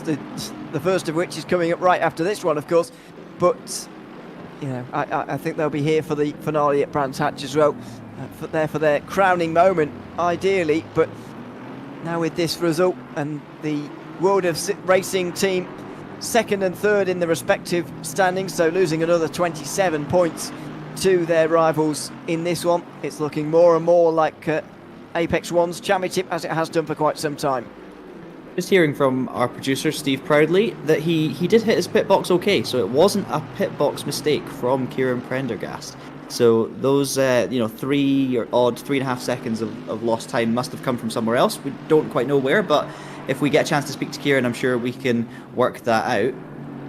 Meanwhile, Tomlinson all over the back of Cosford, as he has been for most of the race, over the back of one of the World of Racing cars at least. This time it's the 22. Returning driver to the AM category is Cody Cosford, having a good season. Not the best of exits from the corner though. A little bit of rubber banding going on there. You can see the car just getting further away, then closer, then further away. That's an ACC trait if someone's not got the best ping, and you can see it affecting Tomlinson there, because all of a sudden he had to dive out of the way, and that's going to result in contact on the way in. Do they manage to go side by side? It's going to be deep on the brakes from Tomlinson onto the grass, and he's not going to save that. Ooh, he did well actually not to do a full 360 there, did Daniel, but unfortunately it just didn't quite work out in the way, and I think that started all the way back in the braking zone before they even got to Brundle, and from that point on Daniel was just trying to save the car. Yeah, have you ever seen a more aggressive pull out of the slipstream to try and make an overtake? That was unbelievable, but he had to do it because, as you say, that car was sort of moving around a little bit forwards and backwards, which Tomlinson wasn't quite expecting. Seiko is the grey Mercedes right in behind now, and so it reverts from a battle for 9th place to a battle for 10th now, actually, with Seiko trying to pass Tomlinson for what is 6th position in the 6th in the pro standings. Let's have another look at what happened. It was down into the braking zone at the end of the back straight, of course. Just goes a little bit too wide, doesn't it? He wasn't forced out there, I wouldn't say, but just gets a bit wide. And when you're on that wet grass, you really are sliding. And lucky to not go all the way around, actually, but it did cost him a few seconds, as you might imagine. Yeah, interesting there. I think Tomlinson, he made so much ground up after Brundle towards Nelson. It looked like he just lifted off the brake a second and tried to just carry the speed on the outside. It was like an attempt to just make something happen, and it just didn't quite work for him. He carried too much, and then wet grass is wet grass, and you know what happens there. So credit where credit's due. It was a nice attempt, but just not quite executing it well on that occasion. But good racing throughout the field, as we've seen today. It has to be said. I mean, we've not seen much of Seiko there in 11th, but all of the racing we've been watching today, and I've not seen anything out of the ordinary, anything crazy, any horrendous penalties, or we've not seen anything. So considering it's wet and we're at Snetterton, which is a track that kind of encourages impatience, I would say, and some late dives and some contact side by side through corners where you shouldn't be side by side, I have to give massive credit to all of these drivers, because this performance has been exemplary across the field. Let's hope I've not cursed it now. We've got 20 minutes to go in this first race, but it's been super. It has. It's been a good opening race here at Snetterton. I think the thing that's been really enjoyable about it, actually, is the lack of penalties. We've had so many in some of the races so far this season. It was pretty chaotic at Oulton Park, of course, which gives us a lot to watch and so on, but it doesn't make it very easy on the stewards, and it's not nice to see loads of penalties all in one. We saw quite a few at Spa a week ago, but the thing that's been really enjoyable about this race, I think, is the lack of penalties here. The clean racing that we've seen. A few incidents have been obviously investigated, but only a couple of warnings, a couple of racing incident verdicts, but nothing too major really, and that's a credit to all of the drivers in difficult conditions. Big credit has to go to this man as well, Chris Warner, because at the start of this race, we were saying Chris was dropping back half a second a lap, maybe 3/10 a lap for over and over and over again. We said it was a 2-horse race at one point. Mashkovsky looking super confident, Prendergast out in front. We weren't looking at Warner, and all of a sudden he's kept his tyres in the window. He's been avoiding the drying line, heading towards the puddles, and maybe it's just his setup, maybe it's his driving style, maybe it's his tyre conservation, but his pace has just come on so strong in the second third of this race, and now all of a sudden he looks like the man to beat here. He looks like he's got the measure on Mashkovsky. It's a great lesson to drivers out there. You don't have to win it in the first few minutes. You don't have to be the fastest car on track straight away. If your car is set up for a longer race, if you can drive with that in mind and play the long game, you can come through and have a strong performance. It's really a professional performance at the moment. To be fair, from both Apex 1 cars, but really, really impressive from our Pro Championship leader here, Chris Warner. Certainly, and our AM Championship leader, as well, just ahead, Krzysztof Maskowski. And actually, Maskowski has got the best run of almost anyone in a championship. He scored more points than Warner, but that takes a little bit of explaining because the Pro and AMs don't actually score points in the same way. They score them separately, so effectively both of these two will be scoring 119 points for this win here if they are indeed able to take it all the way to the line in the remaining 17.5 minutes. They'll both score 119 points, and just to explain, they are both leading their respective championships by quite some distance. Maskowski by really quite some distance. I don't think there's actually been many rounds this season where he hasn't won. It's been really dominant, and from all the looks of things, Apex One will be taking that first place in the standings, and I think World of Racing 62 actually fairly secure for second.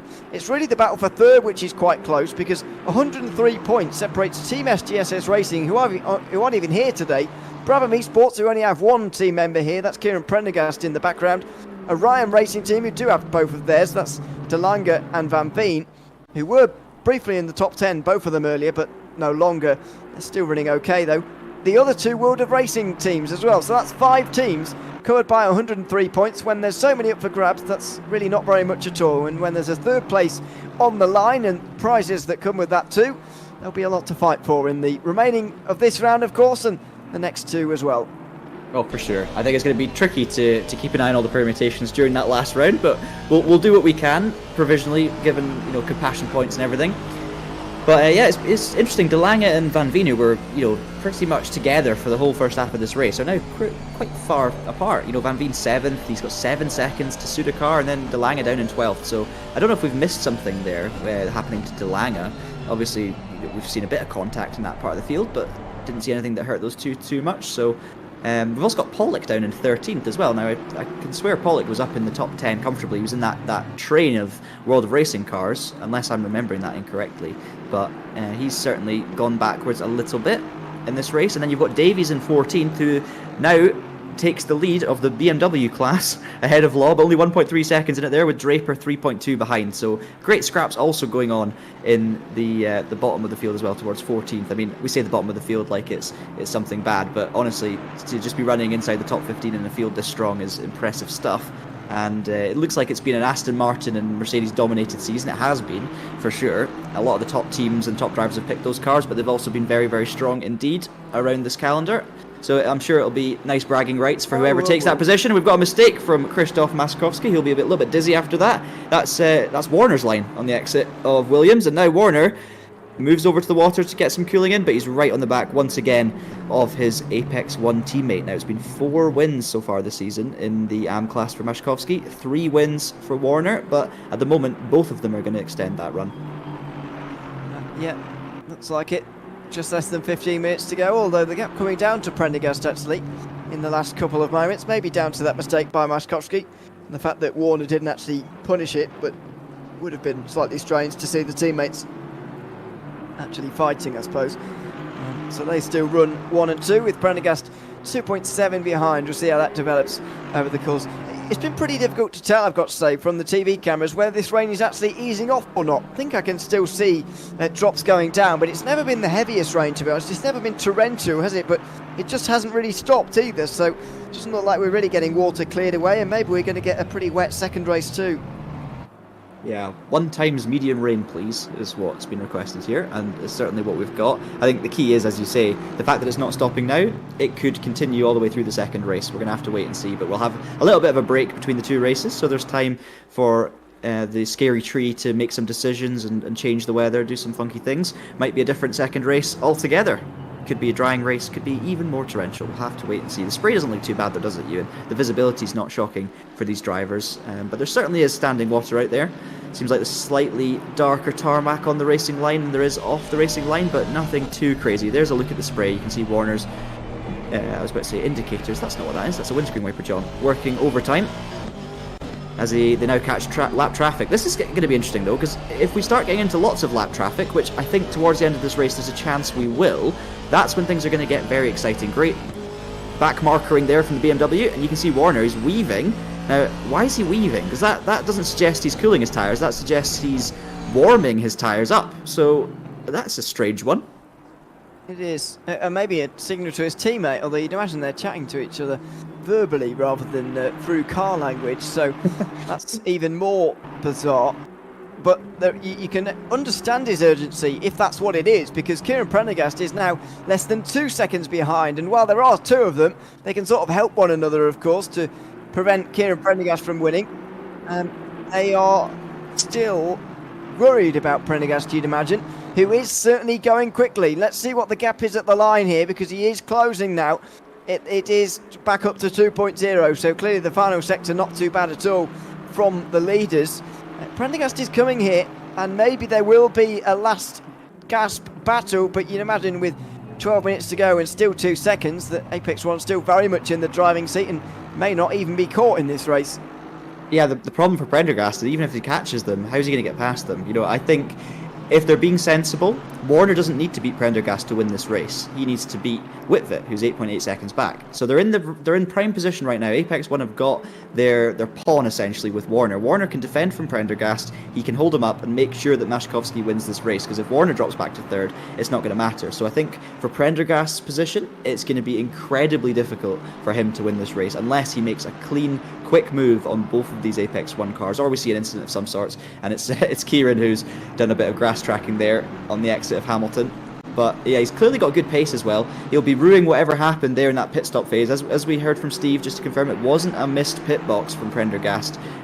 So he's not made a mistake there, but something must have happened for him to lose those 3 odd seconds in the pit lane cycle. Yeah, and figuring out what that is tricky, really. But I wonder what learnings he's going to have from this opening race, to be honest, because he must be able to pinpoint what happened there, even while I can't. Just by watching this race, it's pretty difficult to figure out actually where that gap opened up. But surely he must be able to pinpoint something and say, yes, this is where I lost a few seconds and effectively lost the chance at a race win, because effectively nothing's going to change in this second race. Maybe the weather conditions, which could change an awful lot, of course, but if not, then we're going to have an exact repeat with 1 hour race, a 10-minute pit stop window in the middle, and a very similar race situation, you'd imagine, and these three look considerably quicker than the rest of the field, so he's got to get it right this second time around, and he's got to figure out what that thing to put right is, and then actually do it as the Apex One cars follow each other, braking too late into turn 2. Yeah, neither one of them hitting the apex that time. But as I say, you don't lose as much time doing that in the wet. You might lose a little bit, but it's changing every lap, so I don't think it's too disastrous. Maybe it's deliberate even from them, but certainly not living up to the name. I think you're right, by the way. I'm sure Prendergast knows exactly what went wrong there, whether it was a mistake out on circuit that we missed, whether it was getting on the pit limiter too early, maybe not getting his engine started after the pits, or taking on too much fuel by accident. All of these things can happen. Bearing in mind, as a driver, you're also on ACC in control of your pit box. So it's not like you have a team that are going to choose exactly what to do, put in the fuel, make those decisions. You have to basically use your in-car controls to set that up for yourself as you go in. So there are a lot more things that potentially can go wrong in a pit stop phase. So yeah, it'll be interesting to speak to him after the race if we can, find out what it was that cost him that time. But you're talking, just 3 or 4 seconds here. With these guys being so consistent out on circuit and so consistent in their pace, I can't see it just being luck. There's clearly something. Now we're seeing, though, the battle that we've been talking about throughout this race for P14. So this is Davies versus Draper. Then you've got Law in behind as we go on board with James. He's done a 153.5 as his fastest lap, so not a million miles away from the lead pace. Only about a second a lap off the ultimate pace as we see Davies losing the back end. And that's a big hit into the wall, big damage for the BMW. And what a shame. He's been leading this battle of the non-Mercedes and Aston Martins, and as soon as we cut to him, he makes the mistake. And it was all self-induced there, Ewan. Yeah, it was. It was a spin there for Davies, who just got a bit too wide and the exit couldn't save it through turn 1. And actually, Draper was quite fortunate to not get involved. Chris Warner goes across the grass. What was that about at turn 1? The curb on the inside there really befalling him, and he'll be very fortunate that Kieran Prendergast is not in the same class as him, because now they make contact, now they're embroiled in a battle, and the Brabham Esports driver has a chance for second place. Here he goes round the outside at turn 3, and he will do it. Squeezes Warner onto the curb as much as possible to get himself up to second. That was a huge bounce over the curb for the driver previously in second position. Absolutely, just hit the curb at the wrong angle, and that's what can happen. Big hit, and I tell you what, fair play to Warner for getting that back on the circuit under control. You saw the car just bouncing and bunny hopping along the grass. It would have been so easy for the back to swing round on that Aston Martin, as we see a car facing the wrong way in the middle of the road there. Don't know if you saw that one. We'll find out who that was. But yeah, Warner, the mistake came on the curb, and there you see at that moment, that looks easy. It's not. Very easy for him to lose the back end, but he rejoins, comes back on the circuit. This was the one chance Warner now had to hold up Prendergast and ensure that Maszkowski would win. Now there, Prendergast leaves him no room at all to come back onto the circuit, just absolutely pinned it on the white line. But there, huge credit actually to both drivers, because that was just enough room and no more left by Prendergast, and great from Warner to hold it on the inside. So superb through Palmer. But as I say, Ewan, that was the one chance Warner had to hold up Prendergast, but I think it was more Prendergast that was inducing the contact there. I think so, but neither of them doing anything particularly wrong on that occasion. A warning given, actually, to Kieran Prendergast, but I think that's as far as it should really go, and that's as far as it will go for those two. So just under 7 minutes to go, and a weird battle now, because they're not in the same class, but Warner does have some desire to keep Prendergast away from his teammate, and Prendergast probably wants to stay in second place anyway, but a rather bizarre battle coming up there. This is what happened to the BMW of Davies. It was different to Warner, wasn't it? It was just going too wide and getting in the water on the outside, and too much speed, spins around, and lucky not to collect the McLaren too. Yeah, he was on the wet line there, just running a bit too wide, and you could actually see it. He just put the power on too early.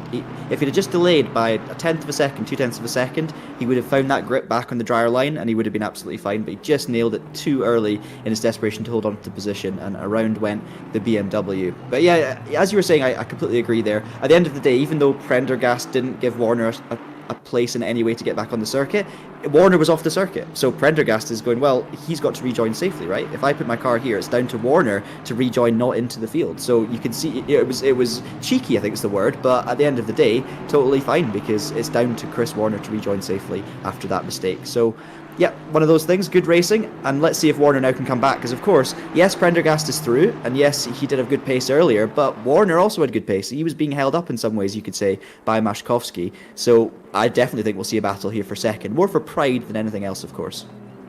Yeah, it's very much a pride thing, I think, between these two. Prendergast has put a bit of distance between himself and Warner now. Might well be able to hang on here. Cody Cosper has been caught by Tomlinson, by the way, for 9th place, which is the only other fight out on the circuit, really. Draper's been able to put 2.5 seconds into Law, and so there's no real battle to resume there. But there might well be down here.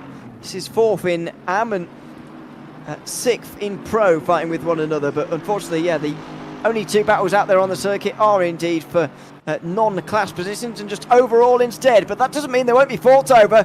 Chris Warner down the inside, but too far to the outside. He'll go at turn 1 now, and that'll open the door for Kieran Prendergast to come back again in towards the first braking zone on the lap. Down he goes the inside into the hairpin, and that was back into second for Prendergast. Another bit of contact between them, but again, nothing really wrong with that. Aggressive driving from the both of them. Certainly, Warner looks to the inside again. He can't find it. Prendergast stays in second. Great stuff there from the two of them. Fantastic racing. Prendergast a little bit more grass cutting there on the exit of Palmer. But yeah, that was just good racing. Good move down the inside. Made the or defending, I should really say, from Prendergast. And then just kind of parked his car there to stop Warner having that kind of cut back down the inside. Completely fair, hard racing, and Warner did have a little bit of a look as he saw into Palmer, but couldn't do anything with it as Prendergast shut the door and held on to that second position. He's desperate to hang on here, and all of this, of course, I mean, Maszkowski's away now. He's got the fastest lap, he's got the race win in the bag. As we said, he does come on strong in the second half of races, but it wasn't as easy as it might seem now, because he had that pressure all the time from Warner, and it took a mistake in the end from Warner to relieve that. But I mean, from Apex 1's situation, this is still absolutely fine. Warner can enjoy this battle, have a bit of fun. He knows he's got Whitvet a long way behind him, so as long as he doesn't make any major mistake, he can just go out there and fight for this position. Certainly can. So, into Bomhole they go through the right-hander. Now into another very long right-hander indeed. Almost switching right back up on itself again into Murray's the final turn. This is the line that Warner was able to take to really close in and have a go last lap on Kieran Prendergast. You saw the tight line he was on, almost as if he was exiting the pit lane here at Snetterton, and he's looking for that line again, but maybe not quite so extreme this time around, because it did put him right to the outside at turn 1. Prendergast closes in actually on Matchkowski on that lap, as meanwhile side by side for 9th position, Cosford on the inside. It's Tomlinson trying to find his way round the outside. This is very much a repeat of the battle we saw 10 or 15 minutes ago, only this time Tomlinson finds himself still on the straight and narrows, not spinning around either. Bit of contact there on that occasion, but can't find his way through into 9th. Well, assuming Cosford's not had any major mistakes, that's just proof that Tomlinson has the pace to make this position his own. But he's only got 2.5 minutes to do it now, Ewan. He's got maybe 2 laps left or something to try and make this move. He's been on the charge back after that mistake earlier. And obviously, as you say, another repeat through Brundle and Nelson. Very, very close to each other, but great clean stuff from the two of them. Cosford struggling for pace there. Last lap of 1:55.4, so certainly losing out a bit to his rivals, and he's still having a few issues, I think, with ping, as we see Tomlinson getting a little bit sideways on the exit. This is, tell you what, this just looks fun. I want to be out there driving. This is so enjoyable to watch. The cars just sliding around underneath the drivers, but they've just got this kind of slow motion element of control and power, and it's just superb. It is fantastic to watch. Down the inside again, maybe for Chris Warner. No is the answer again, as he is forced to stay behind Kieran Prendergast all over again. Yellow flag out there at the moment. Let's hope it's not for the race leader, because there's only 1 lap to go. It's not. It's for Petrosian in the grey Mercedes. And, well, that might actually lead Davies to get through into 16th position here, actually. And that looks to be a retirement. Hopefully a return, though, for the second race of the evening. But our first and hopefully only retirement from the opening race of the day. Final lap, then. Just over a minute for Krzysztof Maskowski to bring this one home, and you'd imagine he will do. For sure.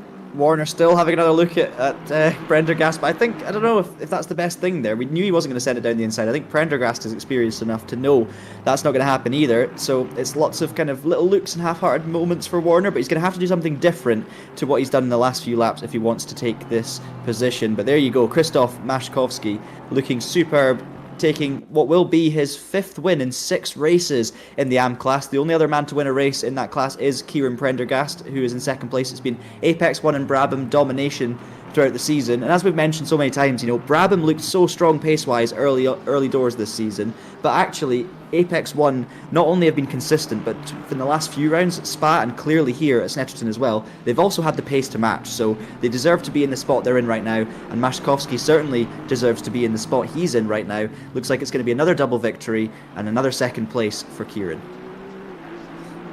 Certainly, it's a good race for Krzysztof Maskowski. Good execution, and so far a 1. Well, I was going to say 1-2 for Apex 1. That's not really true, is it? Not even in the overall, but 2 wins in Pro and Am. I'm not entirely sure how you'd say that nicely, but anyway, 2 wins anyway from them, if they can just bring it home here. It's the final few corners around here for round 6 of the championship. Krzysztof Maskowski has certainly dominated the final 20 minutes or so. Ever since Chris Warner took that trip through the grass, and they both executed their pit stops absolutely perfectly, it's been plain sailing for Apex 1. And Krzysztof Maskowski is going to take another win in the British GT Esports Cup for 2024. Round 6 at Snetterton goes to him. Kieran Prendergast will be 2nd, and in the pros it will be Chris Warner in another dominant display from Apex 1. They crash over the line for some reason, but Apex 1 can be pleased again as they put in another dominating performance. Lovely slide from Klassen as he exits the final corner. It's a good result for him and for World of Racing as well. Kind of been the story of their season, really. They've dominated the 4th to 10th position battle, but they've just not quite been able to find their way to the top spot. That's overall, of course, I'm talking. They've had plenty of podiums in their class, as we see De Lange 12th. You've got Cosford now running towards 9th. Van Veen crossed the line in 7th. And then it's going to be Sudikar next across with Cosford and Tomlinson. So not making the move in the end was the only driver, but still a top 10 overall for Tomlinson. It's going to be 6th in the pro class. I think he'll be reasonably happy with that. And Cosford 4th in AMS as well. So yeah, some great racing. To be honest with you, and I might call that as the best race of the season so far. Yes, it didn't have the pure drama that we've seen in some other rounds, but in terms of good quality, high action, but also just lots of clean battling, and it was just superb. I think it might be the race of the season so far. That's certainly a good one. A difficult conversation to have, isn't it, about which is the best, to be honest, in terms of a race. Always difficult to sort of mark that, but certainly up there. Let's have a look at the highlights from that one and talk through some of them as an opening race of the night here at Snetterton got underway. It was Kieran Prendergast who was on the pole as a result of a good qualifying performance, and when the lights went out, he made a good start as well. Seeing the top right-hand side of your screen, he was very much in control of the field as they made their way towards the line for another 1 hour of racing in the British GT Esports Cup for 2024. He made a good start ahead of the two Apex 1 cars who were close to contact and were challenged actually by 6 World of Racing cars who filled out the rest of the top 10 in this race. But it was Prendergast followed by the Apex 1s just afterwards. And a clean start overall and a clean race overall. It wasn't just the start here, John. It was the entire race, actually, that ended up being very clean indeed. I think we only saw one 10-second penalty dished out throughout the whole race, which, considering what we have seen this season, our leaderboard's been lit up with red numbers. That is what's great to see. And obviously, yes, it's only an hour long, but with the rain out there, with the nature of Snetterton, I think you rarely see a race go by without some big incidents. So yeah, as I say, massive credit to the drivers. Just taking a look now, another view of the start and how close those Apex 1 drivers got. But then you've got the World of Racing train in behind, and then it was De Lange and Van Veen that were really mixing it with them. And obviously, as the race went on, those two had drastically different outcomes. But throughout, we saw some big moments for Van Veen early on. And down the inside went one of the World of Racing cars. And then there was a bit of contact, of course, that sent Sudakar wide. And a bit more contact on the exit, and that would see Sudakar drop eventually another position. And then have to fight back. Tomlinson getting in the mix as well in the Onid Aston Martin. He was in the mix all through the race as well, Ewan, coming home with the 10th position run. He'll be happy with that. He will. That was the very minor bit of contact, because was it investigated slightly, but only a warning just out there. Very wide here from Cody Cosford through turn 3, and then there was this battle on the way towards 4. Of course, a relatively tight hairpin. Now, one of the teammates, of course, going through, and I think he was not so displeased about that, but that second bit of contact, I think it was with Marijn van Veen, shoulder barged him to the outside of the road. That wasn't a penalty either, just a warning there, and probably the right call in the end as well. The battles would continue on. This midfield was very exciting indeed, including this pass, which has got to be the best of the day. Sudakar braking with 2 wheels on the grass to make a move there. Yeah, that was an accidental hero moment, I think, from Sudakar, but you've got to give credit. It was brilliant, as we saw Prendergast getting sideways so much, under pressure from Maszkowski the whole first half of that race, and it must have been enjoyable for him to watch that. That was the battle we saw then between Cosford and Tomlinson, as Tomlinson went in a little too deep towards Nelson and paid the price. Thankfully didn't spin, regained his composure ahead of Seiko. This was the big one. This was Warner's mistake through turn 1. Did very well to keep it collected on the grass. And obviously we saw the side-by-side battle with Prendergast straight after. So there's Warner rejoining. There is the exit, running wide, and there's the contact on the rejoin. Obviously after all of this, it was Prendergast who managed to hold on down the inside by closing the door.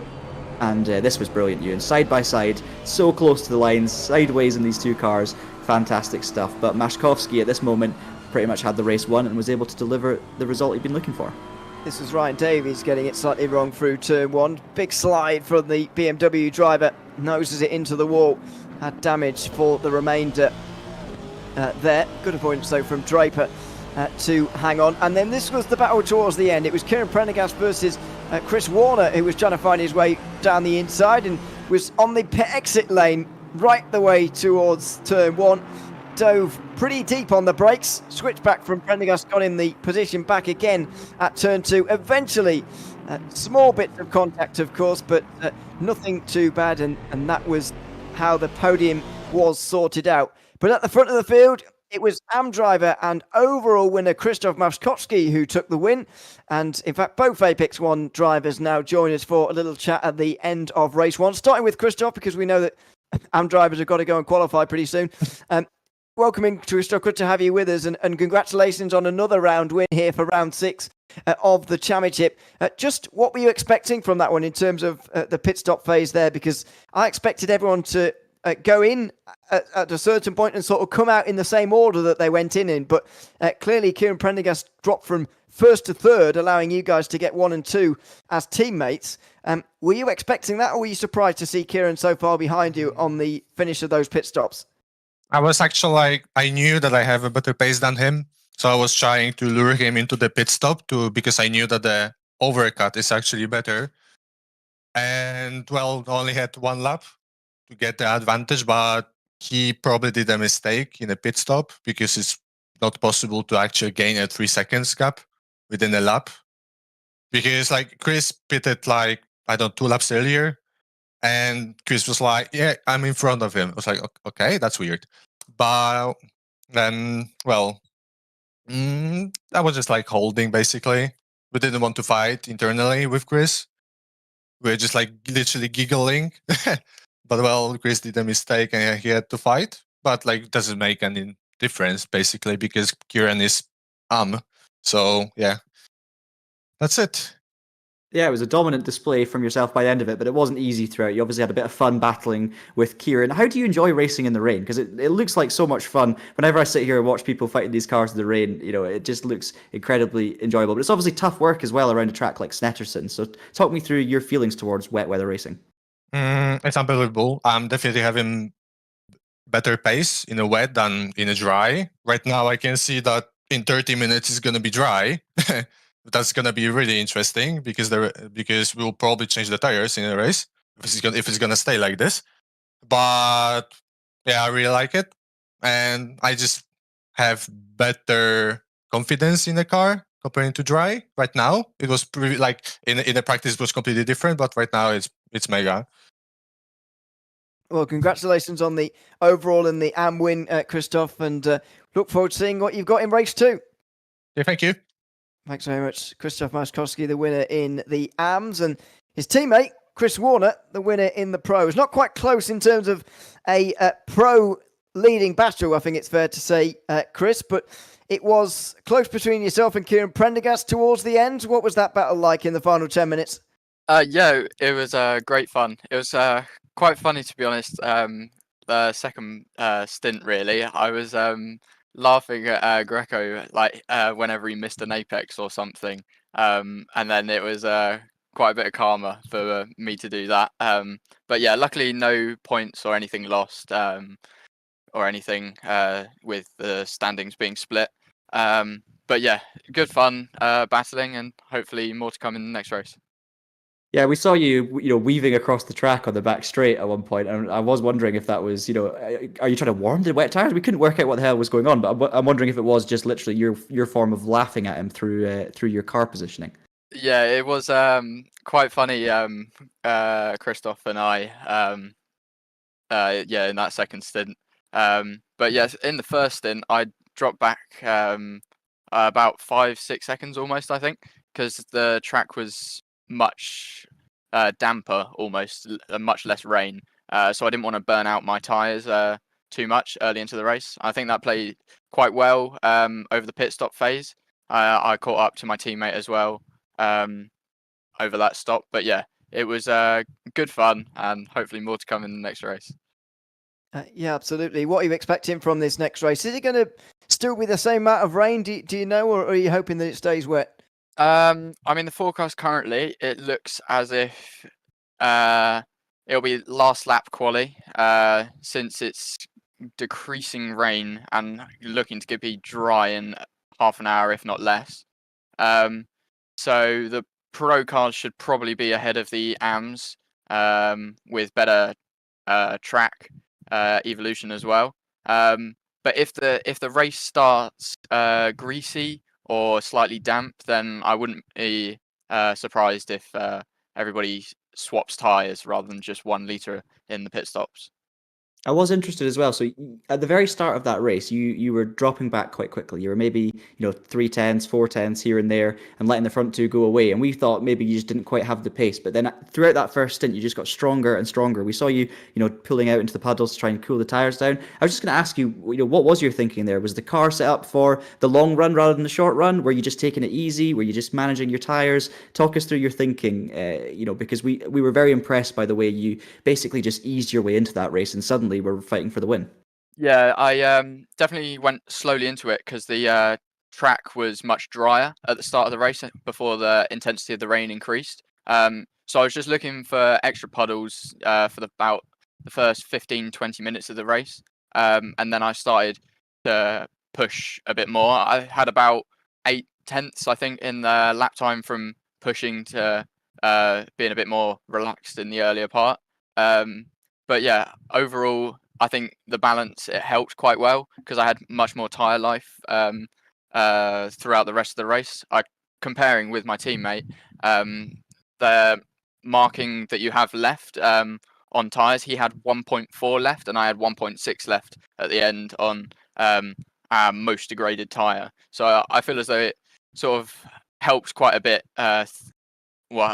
throughout the race sort of thing to have fresher tyres. Well, congratulations, Chris, and congratulations to the whole team on a double win in round 6. We look forward to seeing what you've got in race 2 coming up. Thanks for chatting to us, and we'll see you out there again. Thank you.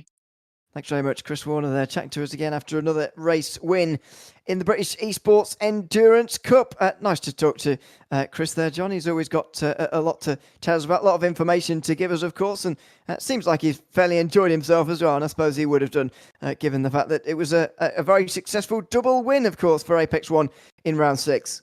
Yeah, absolutely. I think, from what we hear from when we speak to Chris, he's clearly an analytical driver. He clearly thinks his way through the races, but you can hear the smile in the way he's speaking as well. Like, that was clearly a lot of fun for them. And the fact that he's laughing at his teammate for missing apexes and wiggling the car around, I thought, why would he be doing that? There must be something there. But it just shows that these guys are confident. They're running well. That's the sound of a man who knows he's got this championship, wrapped up to a degree. Obviously, he can't afford any big mistakes, but he's just out there having a laugh and getting the results for it. Is a man who's relaxed, a man who's on form, and just a team overall that have really nailed the second half specifically of this season. So it's really good to see, really impressive, and I think we're in for an equally enjoyable second race, Ewan, but for different reasons. It sounds like the rain may be easing up. A great bit of forecasting there from Christoph and from Chris, so thank you for the information. But if the rain's going to be easing up, that is going to change things dramatically. It's also going to make it very difficult for these AMs to set, the fastest qualifying times, because if the track does begin to dry throughout the qualifying session, then obviously the pros are going to get the best of the weather. Yeah, and that will probably put them ahead, of course. I mean, the rain already looks very light, doesn't it? Out there on the circuit, there's not as much spray. There's barely any water actually falling from what I can actually see here. And so that will put the pros ahead. But also, I do wonder what that means for the AM session. Does that mean that there'll be a noticeable difference between the start and the end of the AM session? Or will it not be quite that extreme? It's clearly going to be between Kieran Prendergast and Krzysztof Maszkowski, based on what we saw in race 1. We'll probably see that again here in race 2. And I wonder what it means for the race as well. Will we start in the dries? Will indeed we need dry tyres before the pit stop window? All of this stuff is really kind of up in the air here. Yeah, for sure. I mean, if you start on the wets, obviously we don't know what the conditions are going to be like at the start of the race, right? We've got 15 minutes of qualifying. It's clearly still wet. It's clearly still raining. The lap time's 1:51, considering the fastest race laps were mid-52s. That suggests that the weather's pretty much the same as it stands. It all depends on when the rain stops. Will we see any drivers starting on slicks? I highly doubt it unless it stops immediately. And then it's just a case of managing it. The fun thing about this for me is always, the pit window. Can you make your tyres last until the pit window? And then when the rain does eventually stop, or even if you, for example, already make your stop, you need wets, and then it becomes dry enough, do you make a second pit stop just to change tyres? It's a big decision to make. Lots of these things are going to be going through the drivers' heads, and we obviously don't yet know the outcome. So all I can say is I'm excited. It's unpredictable. It's exactly what we want to see, and I think we're in for a thrilling second race. We are. There's no doubt about that. So, as we watch Kieran Prendergast, what is he going to have in response to Krzysztof Maskowski's time of 1 minute 50.6. We are certainly seeing a decrease now in lap times between these two, but it's a real fight between them, keeping it tight through this long right-hander now, and it'll be late on the brakes, of course. Well, early-ish on the brakes, but as late as possible for Maurice, because you really want that drive out of the corner. It's a long front straight here, of course, at Snetterton, especially in GT3 cars, and so it's very important to get that run. Prendergast over the line and gets closer again. 37 thousandths away, but Maskowski holds on to the top time so far. It's really going to be between those two in terms of who is going to come out on top between them. There is Prendergast making his way out of pit lane again with just over 3 minutes to go. He's going to have one chance at the end of this outlap to warm up those tyres and get up to a time that Krzysztof Maskowski may not be able to beat. Next up, of course, Alex Pulik is third. Then it's Delanga fourth and Draper fifth. Expected maybe a bit more from the likes of Cosford, and we haven't seen Klaassen set a time yet at all, so he will very much be up there inside the top five when he does. And you'd imagine he'll be within a couple of seconds of Maskowski at least, if not better. There's Cosford, struggling a little bit, although that last lap I think was an outlap. Looks a bit ginger on the way down towards turn 2 there, as now Klaassen does go over the line, but only warming up his tyres. So he is still yet to give us his full potential from this session so far. It's been going by pretty quickly here, John. 2.5 minutes to go, and it's really about those top two, of course, but many of these drivers haven't set a representative time yet, and there's not much chance for them to do so. Yeah, it's a long lap here at Snetterton as well, so there's so many different elements you need to get right on the lap, and of course if you get it wrong you've got a long wait till the next one. Good thing about wet weather, of course, is that the tyres don't just give you the performance for that one lap. You can get a few laps out of them, you can keep out there, just make sure you put enough fuel in the first place. But it's very close at the top again, and no surprises, Maskowski and Prendergast. We've seen it before. At 150 though, that suggests to me the track's maybe getting a little bit better. Yeah, okay. Krzysztof Maskowski in the pit lane then. He doesn't look like he'll be improving again then, if I'm not mistaken. Yeah, he's going to run out of time, isn't he? So that's it for him. And it will be down to Kieran Prendergast and whether he can actually improve. Cody Cosford is here in 6th position. You'd imagine he'll be able to improve from here, at least to get ahead of the McLaren. Been a good lap from James Draper actually to get on to the 5th position in AMS. But of course that will be slightly less in terms of position when the pros actually get out there all over again. Cosford goes over the line, he goes to 4th, 1.3 seconds behind pole. Klaassen also yet to set a time here for World of Racing. You expect a bit more from him in his first representative time of the session. Yeah, I think we will see him, if it's going by the season so far, I expect him somewhere between 3rd and 5th on this lap. But let's wait and see, maybe 6th. And he goes 3rd, what a surprise. So, we've got Apex 1, Brabham, and then we've got World of Racing, World of Racing, World of Racing, and then De Lange in 6th. I mean, this has basically summarised the whole season, hasn't it? It's been very, very consistent in that front. It shows you the level that these drivers are at. They're able to just, get out there and prove their worth every time, and they're always at a similar level. So, it's really good to see, but you can see where the class of the field is. I mean, to be honest, Klaassen there, only 4/10 off the pole, so it's a great lap from Martin. He'll be happy with that one. Prendergast might get one more in here. He's got 25 seconds left before the 10-minute turnover, and he's still pushing. He's on a good one, it sounds like. So, obviously, Maskowski will be waiting with bated breath to see how this goes. And, yeah, it's also, Draper and De Lange 1.4, 1.7 off. Sounds like quite a lot on some circuits, but actually around Snetterton, 1.7 seconds is not that much. It's very, very easy to lose that time around here, so I think they'll be fairly happy with those runs. But can Prendergast just move the target that little bit higher?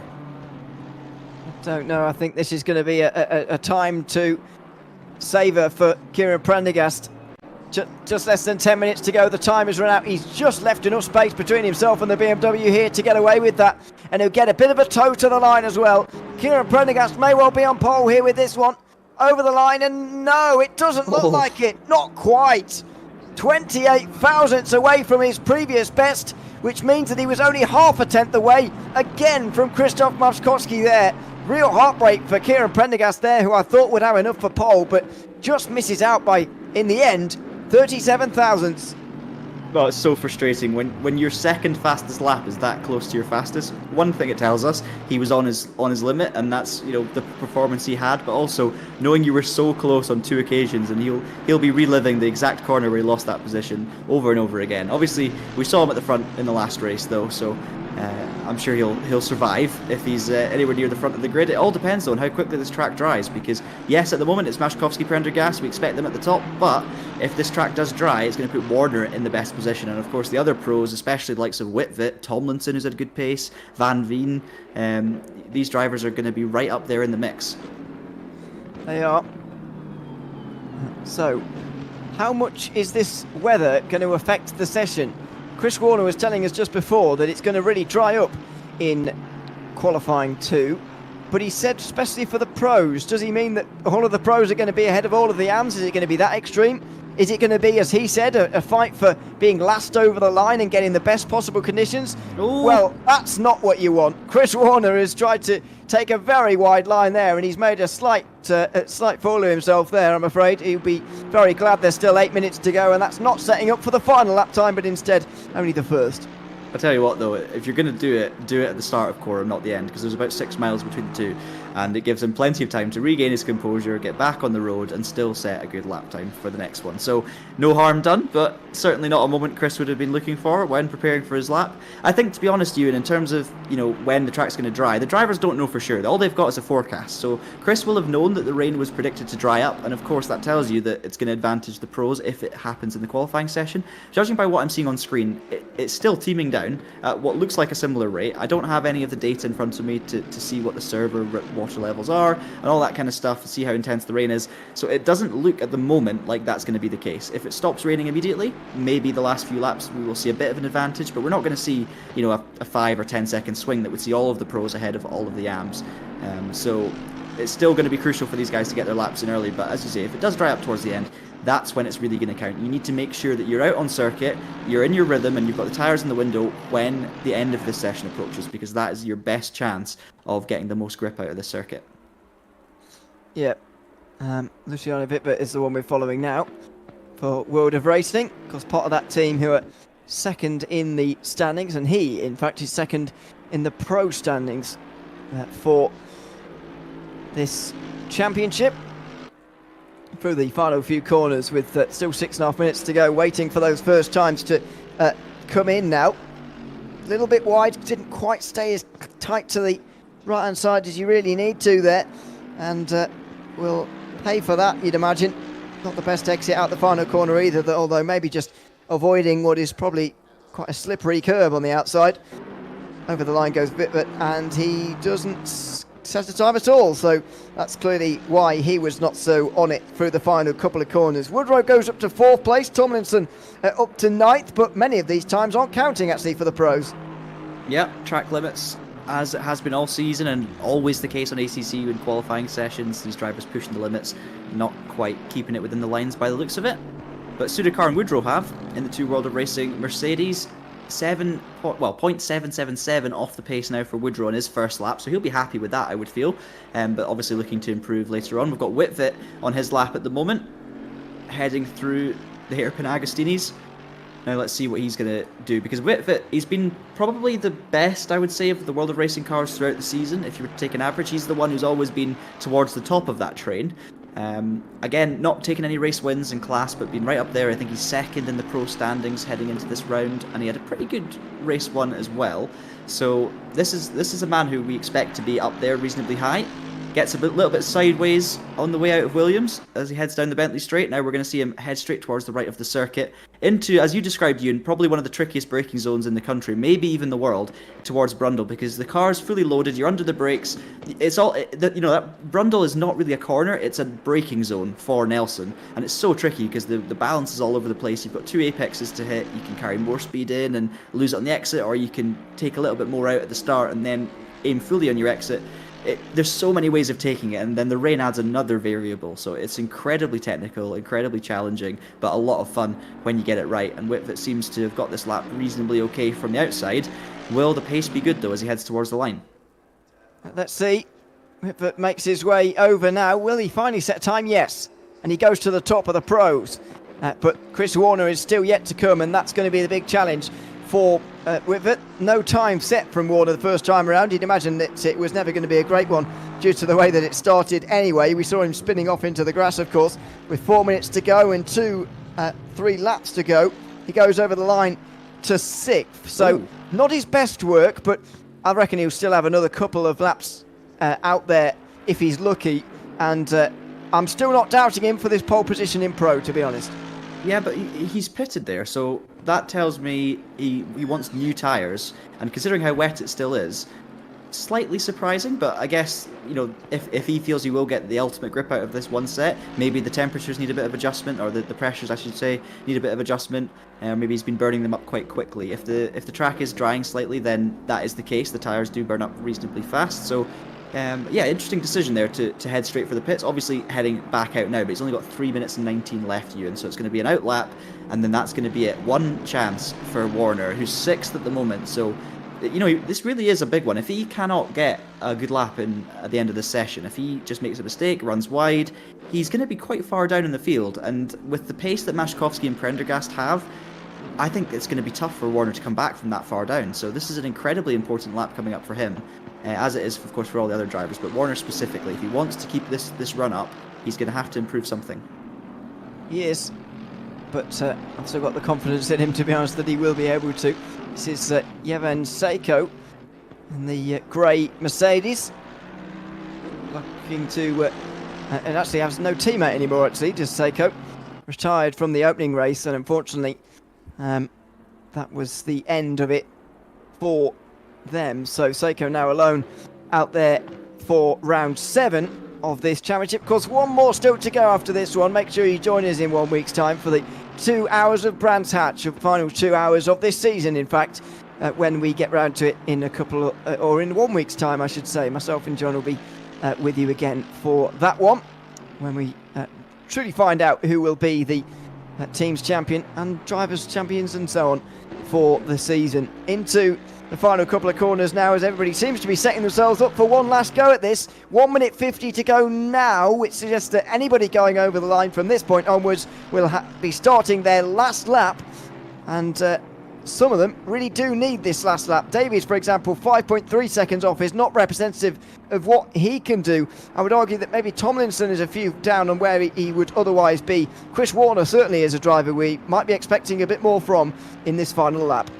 Yeah, Whitvet, Van Veen, maybe Woodrow will, you know, have a representative time. They're probably, you know, reasonably happy. I think Woodrow will try again to go quicker, but this is going to be it. His last lap starting now. Warner's the man as he starts his last lap that we're going to jump on board with now in the Aston Martin. Let's see how he tackles this one. How much risk is he going to take? Because even, you know, 3rd or 4th would be much better than 6th for him in the wider context of winning this race.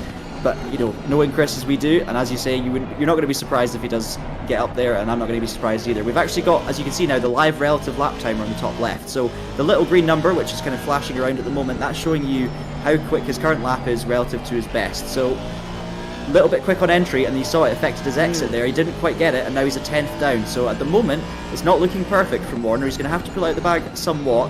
We don't know, though, if he made a specific mistake later in the lap. I think this is okay, though. He can get in the power, but no, you're right. He's properly mucked up Agostini. Now he heads into Hamilton. There's one thing to bear in mind here, yeah. He might have made a mistake late in his lap, but I tell you what, that's a bigger one, and that's it. So yes, Warner has aborted, and that's going to be best of P6 overall for Warner on the grid. What a disappointment for the championship leader. What a disaster, especially with Wittmann now in 3rd place. Good lap there from Luciano to get on the 2nd row. Warner's not going to be there. Marijn van Veen's going to be ahead, and Brian Woodrow will have a chance to get ahead of Chris Warner here too. Sudakar got up into 8th place there. That will be it for him, you would imagine, although he is still going here and will be able to complete this last lap. Where's Woodrow out there on the circuit? Is he going to improve here? There is a possibility for him. He's in the final couple of corners now, sort of set things up with his last lap. A 54.3 is not representative at all. As we go into the final corner, you can see top left again.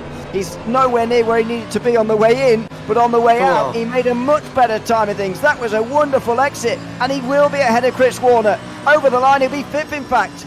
Brian Woodrow saves it all at the very end, from a 10th back to a 10th better off. Thank you for schooling us all, Woodrow. That is how you do it. Murray's is such a tricky corner to get right on entrance, but you've just got to sacrifice it for the exit. It makes such a big difference. And you can see it there. He went in with red numbers and came out very much with green. And there's 2 spots on the grid. He'll be delighted with 5th. I think Van Veen will be happy with 6th as well if he can hold on. But Sudakar is pretty much dead level with his best. Does he make the apex? Yes, he does. Not the best exit, I would argue. And you can see it there dropping away. Great to see the relative lap time on these qualifying laps, because as a driver, you rely so much on this for learning, and pretty much dead level is Sudakar, so I don't think he's going to improve his position, even if he does improve his time. Maybe we're seeing the legacy of the conditions getting a bit better here, because people are getting away with some slightly strange lines sometimes. I think Sudakar has done basically exactly the same here by the looks of things. He's not going to go forwards or backwards. Will this even be an improvement? We'll find out. But I think the answer to that is no, certainly in terms of actual positions there. But that was a great view, wasn't it, as to where people were gaining and losing time. And good to ride on board with a few people at times there as well, because we really did see that sort of levelling off of the conditions. Things are getting easier out there, although the rain doesn't seem to have necessarily stopped just yet. It's getting easier conditions. Maybe we'll see slicks before the end of tonight. Yeah, I think the amount of cars that are out there on circuit driving around on that fast racing line is basically mitigating the extra rain. So yes, it's still raining, but I think it's drying as quickly as it's getting wetter, if that makes sense. So you do see a clear, darker line on the circuit, and that's where the drivers will be trying to stick to. Obviously, that could change, and we could see drivers moving off that line to keep their tires cool, especially if the rain does stick around for a little bit longer. But the ultimate grip is going to be there. So if you want to make a move, if you want to hold on to position, you're going to have to try and find that grip wherever it might be. It doesn't look like the rain's stopping yet, though, Ewan. I mean, we've got hours racing here. The drivers at the front were expecting it to stop during the qualifying session, but here we are. That is certainly rain on the windscreen, and it's Snetterton, so don't be surprised if it takes a bit longer to disappear, or if it doesn't even disappear at all. And I feel like it's a bit gloomier as well than what we saw in qualifying. Seems darker to me, although that could just be my eye. Krzysztof Maskowski is on pole then, in an all-am front row, actually. Kieran Prendergast will resume their battle from second. Luciano Vitvert is the best of the pros, alongside a pair of World of Racing cars. Martin Klaassen, his actual teammate, is fourth, and then Ryan Woodrow, a team teammate, just not scoring points to the same team, is fifth. Ryan Van Veen was also able to get ahead of Chris Warner, who disappointingly qualified in 7th after mistakes in that qualifying session. He'll line up on row 4 alongside Sudakar. It'll be Rens de Lange and Alex Pollock on the final row inside the top 10, with Cody Cosford just missing out. Tomlinson in the number 1 car qualified 12th ahead of the only McLaren in the field, James Draper. Seiko qualifying in 14th ahead of Lauren Panasopunkul, and then it was Davies to round out the 17 who will take the start for this one. Then we got 18 to start the opening race, but unfortunately one retirement, and that is it for us in terms of drivers here, down to 17 for round 7 of the championship. Should be a good one, though. I think one of the main things to focus on here is going to be Chris Warner trying to work his way through the field. Was that all in terms of qualifying pace where he really lost out there, or was that realistic race pace that he was realistically showing a bit of weakness in the slightly drier conditions? I just think in qualifying you've got only 1 or 2 opportunities to nail it, and maybe it's the pressure. I'm not sure. Hang on a second. Prendergast, don't tell me. Was on the front of the grid. He was on the front row, and there is no car there. I mean, he's got a minute and a half until the race starts, but it's not looking good, because if the car disappears, it's not as if they've gone to the pits. It means he's probably gone from the server, and that we could have just seen the 4th retirement of the season due to the same reason for Kieran Prendergast. So let's cross our fingers and hope, because we really do want to see a Prendergast-Mashkovsky fight at the front here, and it looks at the moment like we might not get that. What a shame that would be. I mean, you know HTC better than me. What sort of hope is there for him to get back in time for this one? There's still a minute to go until they actually start the formation lap. Since he's off the server, is that it? Well, if it happens during a race, you can get back on within maybe 2 minutes, 3 minutes if you're quick. The problem being, of course, I've actually never disconnected on the lead up to a race, so I don't know how the process works. If Kieran can get back in the server, can he make the race start? If he can get back in during the formation lap, can he start from the pit lane? Possibly. I'm just not quite sure how it's going to work on this occasion, so we'll keep an eye out. But that's just devastating for Kieran, and kind of just sums up the season. 1 good race right at the front of the field, not quite winning but being up there, and then the second race looks like a disaster from the get-go. What it does do is essentially puts gives Klassen a clean run. Or actually, no, sorry, Prendergast was actually just behind Maszkowski, wasn't he? So it's will it be Woodrow who will have a clean run, or has everyone moved up? No, everyone's moved up. So what we will see in the formation lap is all the positions will change slightly to accommodate the fact that Prendergast is gone. So you might see some switches in terms of what rows each driver's on. Okay. Well, yes, we'll figure that out as we go. Looks like Vitvert will be on the front row with him then. In that case, is it unfair to blame Aidan Millward for this, because he's turned up? He wasn't here for race 1. He's turned up, supporting Kieran Prendergast, and immediately at the sight of Aidan Millward, Kieran's gone. So I don't know whether to blame that on Aidan or not, but it seems like a too good correlation to be true, really. And unfortunately, Kieran Prendergast is gone. I mean, all jokes aside, that is a significant portion of the season he's had to miss now, isn't it, due to these problems, and it's such a shame considering the pace he's had. Again, to be missing out on another race. Oh, 100%. I think it's 4 times now. He disconnected at Oulton for one of the races, Silverstone, Spa, and now here. So, yeah, devastating. Out of the 7 races, 4 disconnects and 3 finishes. So, just, yeah, gutting. I mean, what I would say, though, in response to what you were saying earlier, I 100% would blame Aidan Millward, because why on earth not? Recently joining the Brabham outfit as well is Aidan. And, yeah, it sounds like it's been disconnected again. So, yeah, let's just blame Aidan. That's easy. Aidan says he's just that intimidating that Kieran goes away. Such a shame, though, on that front. Where does that leave us in terms of this race, then? Krzysztof Maszkowski will lead them around. I don't know if I can really see any water around at the moment, which is bizarre, because when we were on board with Maszkowski, the wipers were going, and there were certainly raindrops on the windscreen at the time. The sky maybe is brightening up a little bit, although it was quite gloomy on the start. These look like totally different conditions to what we saw on the start of the grid, so maybe the dry weather will be back again, but it's so 50-50 at the moment. The weather could go anyway. Yeah, the track's still got a sheen on it, so it's still damp at least. But we're not seeing the standing water and the little bits of spray that we saw earlier. Obviously, the cars aren't up to full speed, so that'll change slightly.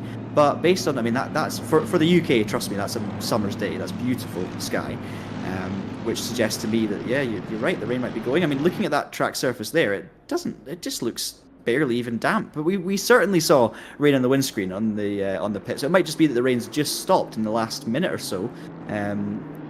But yeah, what that does mean, of course, is if these drivers are on wets, which we unfortunately won't be able to tell for sure, then it's going to be a decision to make. Do you come in for slicks early? Do you wait until the pit window? You know, when's the cutover point? There's so many questions, but what it does do is it makes it exciting and unpredictable for us, which, given the situation with Prendergast, we probably needed a little bit of that, because Maszkowski is going to have an easy job of it if not.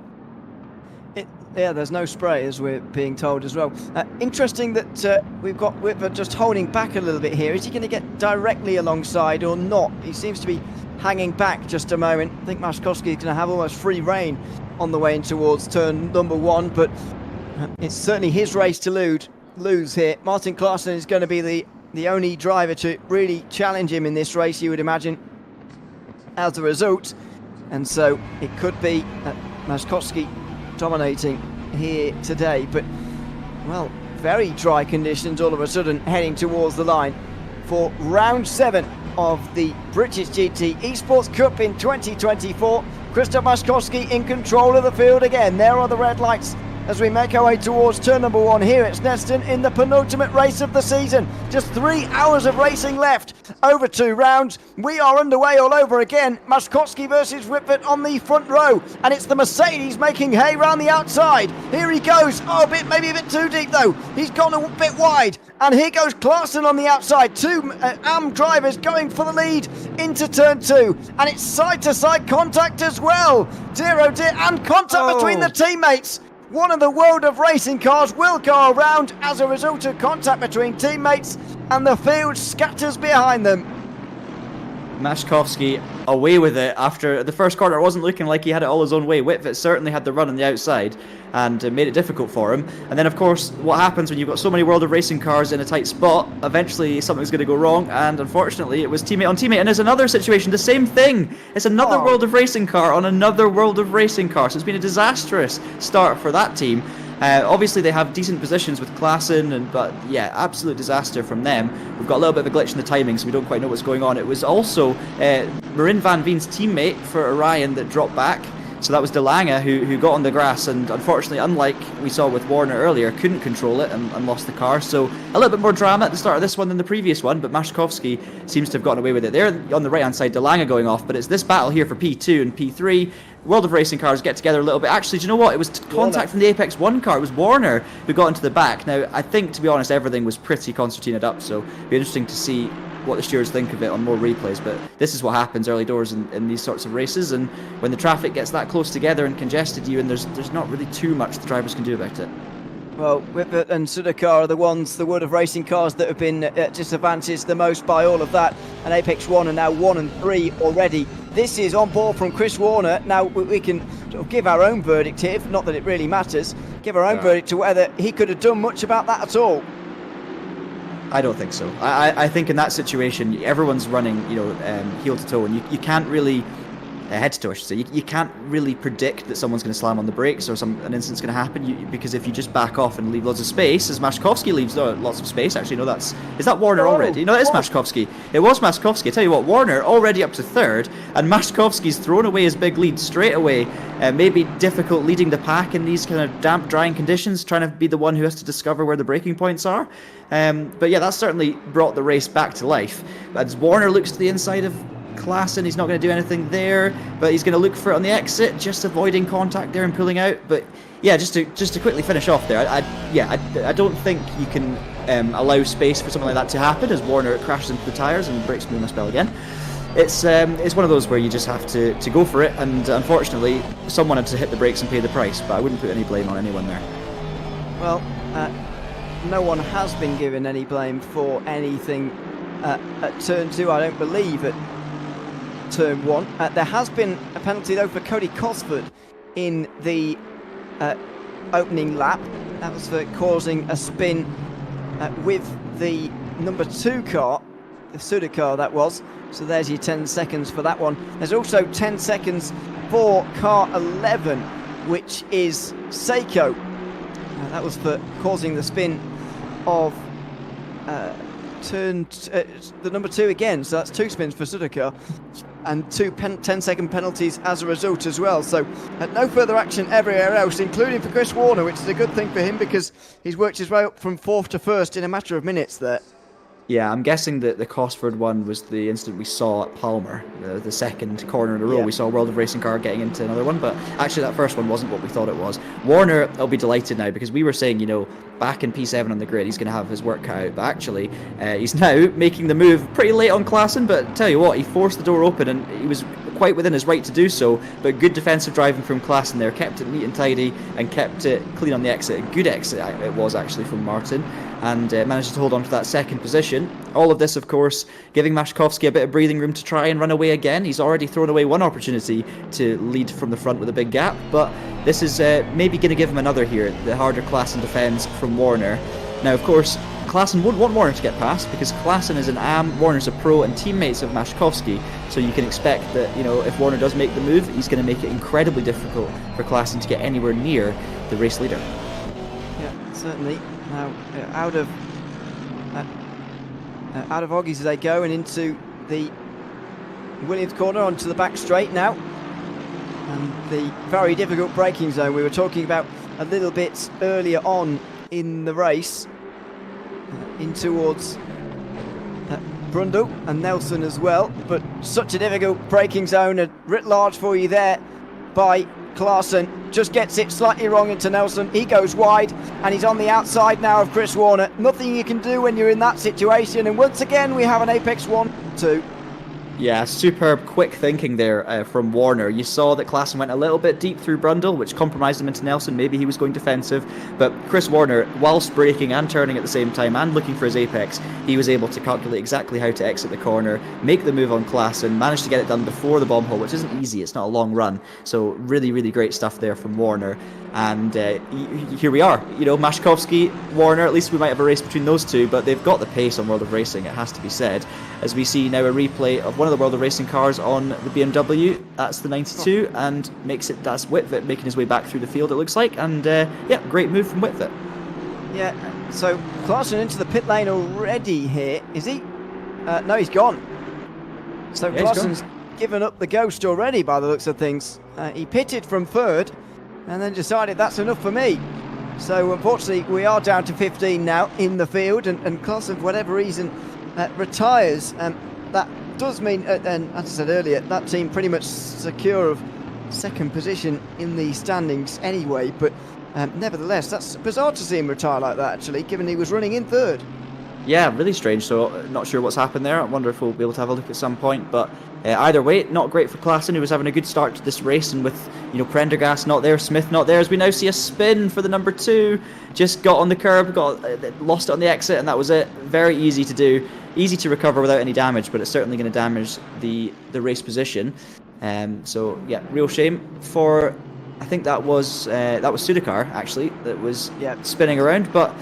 Also, the YouTube chat, Gareth has come on with a message. He's saying that car 24 and 15 are on the wet tyres and everyone else is on the dries. So that would suggest that, you know, the rain on the windscreen we saw while the cars were loading wasn't maybe as accurate as we might have thought. I think the track has dried between qualifying and race, as we see a 22 Cosford. going off. Yep. Cosford it was, or Porlick. They were I think it was World of Cosford. Racing cars. No, it was, okay. Just spinning wildly through the penultimate corner there. In the grass. I suppose the grass is still wet, and you do very much aquaplane across the top of it. Whitbert now looking for his way through on Tomlinson, what will be 6th place now. Looking to the outside, he will just about get the space for this. They'll have to pull back in line again and maybe try and head down the inside at turn 2. Tomlinson goes on the defensive all over again. Whitbert will be forced to brake late, but it's a long way round here. And at the end of it, only a 4th position on the cards for him. Exit was decent, but Tomlinson again covers on the way towards turn 3. This is what happened to Cosford. Similar to what happened in qualifying to Warner. No, it wasn't. He always lost it way earlier, and I just think he's gone for miles spinning across the grass, because I'm pretty sure we saw him at the entry to Coram still being on the grass as Whitvet scares Tomlinson away from the apex, makes that move. Good stuff from Luciano, who continues to make progress after facing the wrong way very early on. It's great stuff from Whitvet through the field. But yeah, Cosford lost that at the exit of Bombhole, and it wasn't quite what Warner did, and unfortunately for him it was during the race instead of during an outlap qualifying, so that's going to really hurt Cosford's race. But P11, long way to go still, 10-second penalty looming over him as well, of course, so that's a little bit painful for him. Double whammy, if you like. But Whitvet's now got his teammate Pollock just up the road, and I'm sure he'll get his head down and try and close that gap down to 5th. Yep, certainly. And he'd not bet against him doing so as well. So Chris Warner now leads. Krzysztof Maszkowski got off to a good start, but he's now a second and a half behind his teammate, and slightly concerned in some ways as to what's happened to Maszkowski out front there, because it was a great start for him. Did notice that he lost the lead pretty quickly, and maybe that can come down to any number of small mistakes, but the 1.5 seconds disadvantage that he's now got suggests a bigger mistake over the course of the first 10 minutes in this one. So not really sure how this has been managed, but Chris Warner has made a great start from very much the midfield to the lead.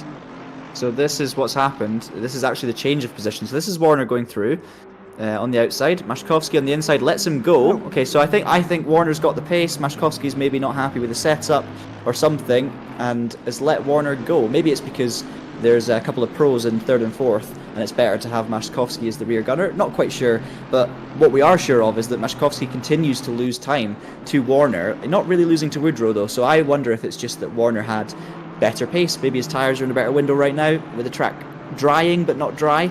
There's going to be so many variables once again in terms of the rubber, so it's it's at one point, Ewan, very early on, I thought Maszkowski was going to run away with this one, and all of a sudden it's definitely not looking that way.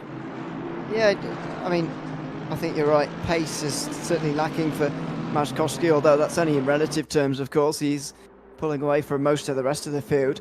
But it is bizarre. 2.5 seconds now behind Warner. And he, let's not forget, won the last race overall. The last race finished about half an hour ago. He's not lost all his pace in that length of time, shortly. But Krzysztof Maszkowski really struggling all of a sudden. And maybe that is a little bit down to setup, to be fair. Has he got a wet weather setup on here for these dry conditions, or what's going on? And you mentioned earlier about tyre pressures and all of that. I'm sure these changeable conditions are not easy to set up for. Oh, 100%. I think ACC is probably more so than any other sim when it comes to these things. It's more sensitive to changes. It's a bit like real life. You know, if you have these changeable conditions, setting your tyres 1 psi too low or too high can make all of the difference, because you need to try and predict when what the weather's going to be for the longest amount of time. You know, if you think it's going to fully dry, then maybe you go for a fully dry setup, but that means your tyres are going to be underinflated early on in the race, and you're going to lose performance. I mean, we're only talking about maybe half a second a lap, but that looks like a lot on a leaderboard when you're Maszkowski behind Warner, but in reality it's barely anything. It's a tenth of a second, every corner or two, and that could well be the case. These cars are super sensitive to those sorts of things. You can be 3 seconds quicker than your rival, even though both of you have exactly the same dry weather pace, just by a couple of clicks here and there on a setup. And as you said, Maszkowski's not lost any of his talent. He's clearly quick around here in the damp, so it possibly is a combination of setup, tyre pressure, and also just Warner's dominance, because we did hear from Maszkowski he wasn't super confident of his pace in the dry, and he's happier in the wet, and maybe this sort of damp circuit that's closer to dry weather just suiting Warner more as well. Well, you do slightly fear as well that this circuit may well not be dry weather for the entirety of the 45 minutes we've got remaining in this one. It's still very gloomy out there. Admittedly, that's partly down to the fact that we are getting into, not darkness by any means, but it's towards 6 p.m. now in the sim. We wouldn't be too far away if this was a longer race from actually seeing darkness and the lights starting to make a bit more of an impression on the road. That's not going to happen. We're only just getting into the evening, really, but nevertheless, that's not going to help with track temperatures. It's not going to help in terms of the light levels either, as Sudakar gets himself ahead of Davies. A bit of a recovery drive for the driver of the number 2, and now he's up to 11th.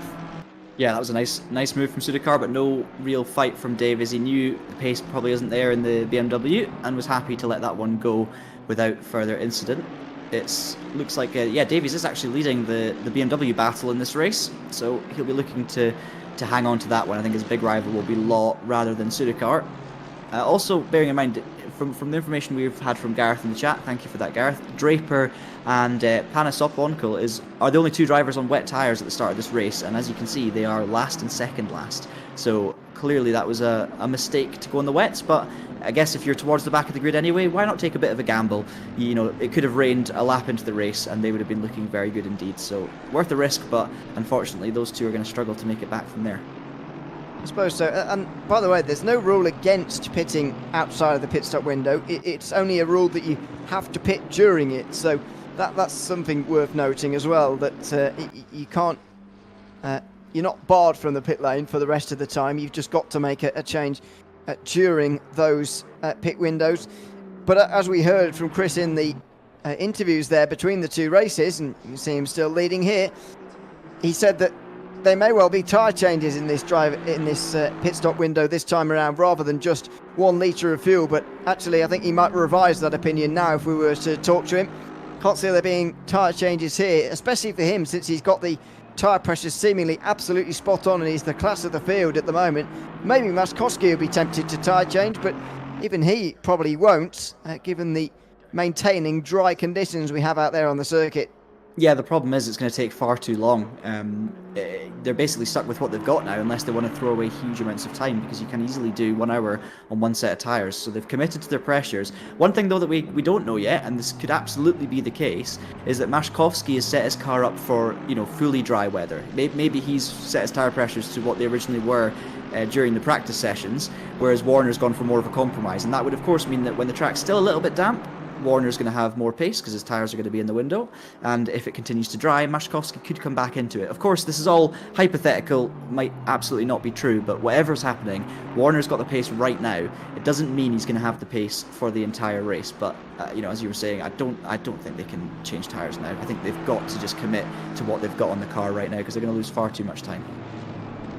I think so. We'll see when we get there, though. 5 seconds now, the margin between first and second, and immediately the field spreads out here for round 7 here at Snetterton. Let's have a look at a replay as to what happened to De Lange by looks of things. Oh, goodness me, this is a big moment into turn 1. Oh, and he's grabbed the wall as well. It's very rare that you see someone grab the wall on the exit of turn 1 at Snetterton, but that shows you just what a big moment that was. Yeah, the snap came so early in the corner there that he just nothing he could do about it, and it shows you, the amount of momentum and speed that these cars really are carrying through Riches. I mean, it's an incredible combination of corners. I think it's probably quite an underrated section of circuit. I think you put that double apex right-hander on many other circuits around the UK, and you'd be looking at it as an incredible place to watch racing. I just don't know if it gets the credit it deserves as part of the Snetterton circuit, but there's a lot of that here. The old layout, the old Snetterton 200 is the closest thing we have to what was the Snetterton layout, and that's a fairly, I guess, oval-like circuit. They've added in this massive twisty section in the middle, which obviously turns it into a much longer lap, and a lot of technical bits added. But I think, you look at the last few corners at Snetterton, you look at Brundle, Nelson, Bombhole, Coram, Murray's, these are all unique corners. I don't know any other corners like them across the globe, and I think that really does stand out as being, the star part of the Snetterton circuit, and something that really does make this a special track to race around. Yeah, I think they've made the most of what I would call pretty limited resources in terms of being given a blank canvas to create a racetrack. What you often see with flat racetracks, and maybe this is the downfall of some around the world, is that there's no elevation change, which sometimes means no interest, and it can feel a little bit stale on occasion, but that's not necessarily the case here at Snetterton. There's very fast opening corner at Riches, really challenging and a unique section at Brundle and Nelson, which we've talked about at length already in this race. Such a fascinating section of corners to try and master. And then you've got that long sort of right-hander, almost doubles back on itself. From the run up towards Brundle and the run out of Murray's, you've done a full 180-degree switch around, basically in that one turn, that long right-hander, as we see an exchange of positions between Paulik and Whitford here, by the way, at 4th, 5th place, between teammates, of course. It is very unique, and they've made the best they can from a flat circuit, because think about flat circuits around the world and think about how many you actually... Doesn't have to be a UK circuit, just think about any flat circuit that you enjoy around the world. And I bet that your list will be a fairly short one. It's difficult to make much of a blank canvas like this one.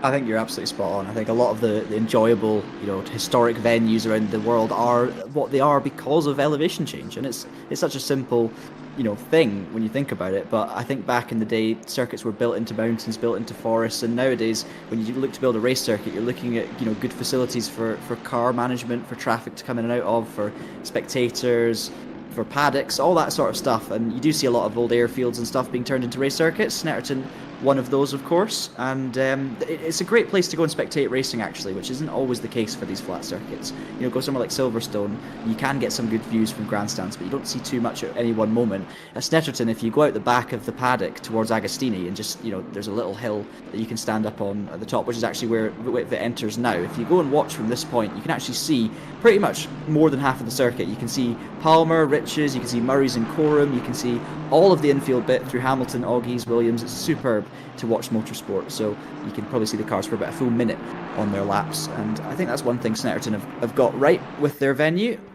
Certainly a good place to go and watch club racing, as well as the big GTs as they make their way through. And of course, this series based on the real-life British GT Championship. This is why we're here. This is the official Esports Cup, but it does run in conjunction with the British GT Championship, which kicks off later this month, Ewan, as well, at Bolton Park. So 29th of March for the first round and the second round of British GT, and then we'll be going to Silverstone, Donington Park, Spa, Snetterton, another round at Donington, and then Brands Hatch. So as you can tell by that, the Esports Cup very much mirroring the real thing.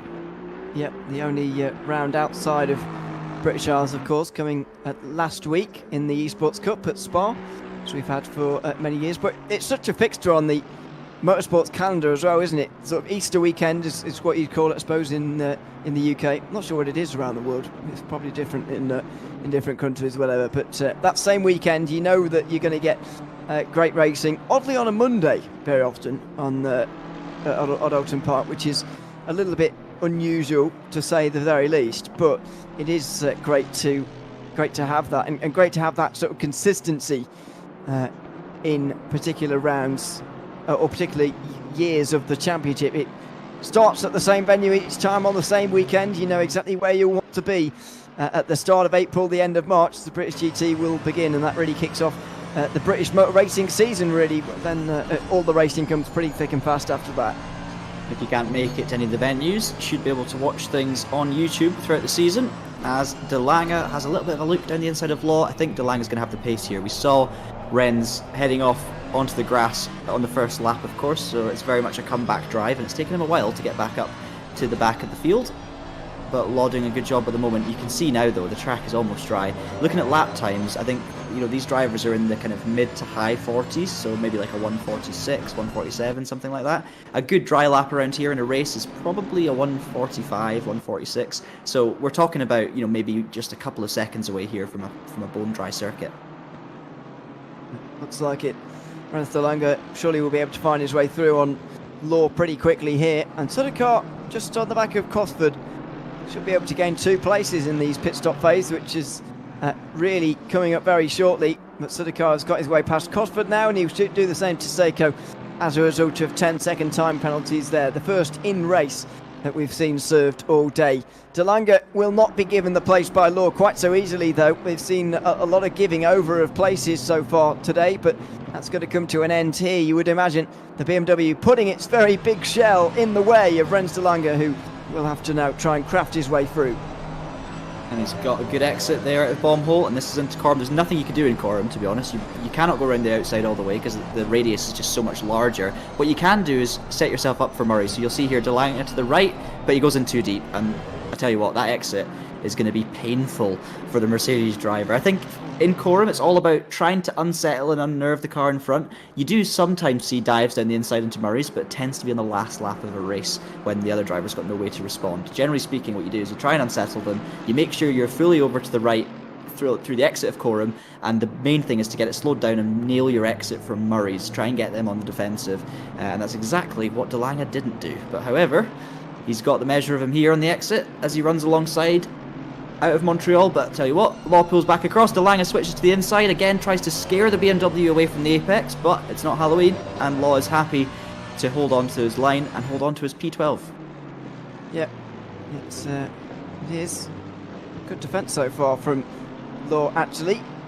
Seiko actually on the back of Tomlinson here too, so 3 battles in 1 all of a sudden after a few moments of not many battles at all out there on the circuit. It is a lot closer now between some of these fights. So De Lange looks to close in all over again here. Little kick up of the dust, as Law seems to do actually quite often on the exit of that corner.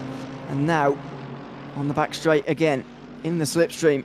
There's a bit of weaving now from Law, although nothing too excessive. He'll dive back for the racing line all over again into Brundle. And we're almost exactly where we were 1 lap ago. Law still ahead and seemingly keeping decent pace as well, because on paper you'd expect De Lange to get through pretty quickly based on his first race where he ran inside the top 10 for much of this one. He's not making light work of these guys outside of the top 10 just yet. Yeah, absolutely. All season we've seen both the Ryan cars, you know, really in the mix for the top part of the midfield. You know, we've seen them on the verge of the top 10, sneaking into the top 8, kind of bringing the fight to World of Racing. Whereas the likes of Law, I mean, anyone who's not in a Mercedes and an Aston Martin, to be fair, have kind of been fighting from 15th down. So I think it's a really good performance so far from Law. He is also closing in on Davies, of course, in the battle of the BMWs. And we've got another BMW, a lapped one as well, that's Hannes Soponko just nearby. But there's the mistake from Davies, runs wide, through goes teammate Law, and almost through goes Rennie. I mean, he does go through obviously on Davies, or was that the back marker? Sorry, Ian, that was that was actually Hannes Soponko who was running wide and letting them through, so I totally got that wrong. Davies a few seconds further up the road, and De Lange keeps the pressure then on Law in the meantime as they head into Agostini. Yeah, it's getting a bit confusing. Oh dear, and off in the background as well. Panasopinkel is off into the grass. Meanwhile, pit stop window is open. What's this going to mean for the remainder of the race? As De Lange gets it wrong, he goes wide through the left-hander there, and suddenly he's not going to be looking for a position in terms of let's overtake on the circuit. Instead, maybe let's overtake in the pit stop phase again as well, because it defined the race, of course. The round 6 of the championship, it defined who won that one in the end. Maskowski, the winner on that occasion, of course. With Kieran Prendergast making that mistake, it may well define some of these battles in a similar way. Absolutely.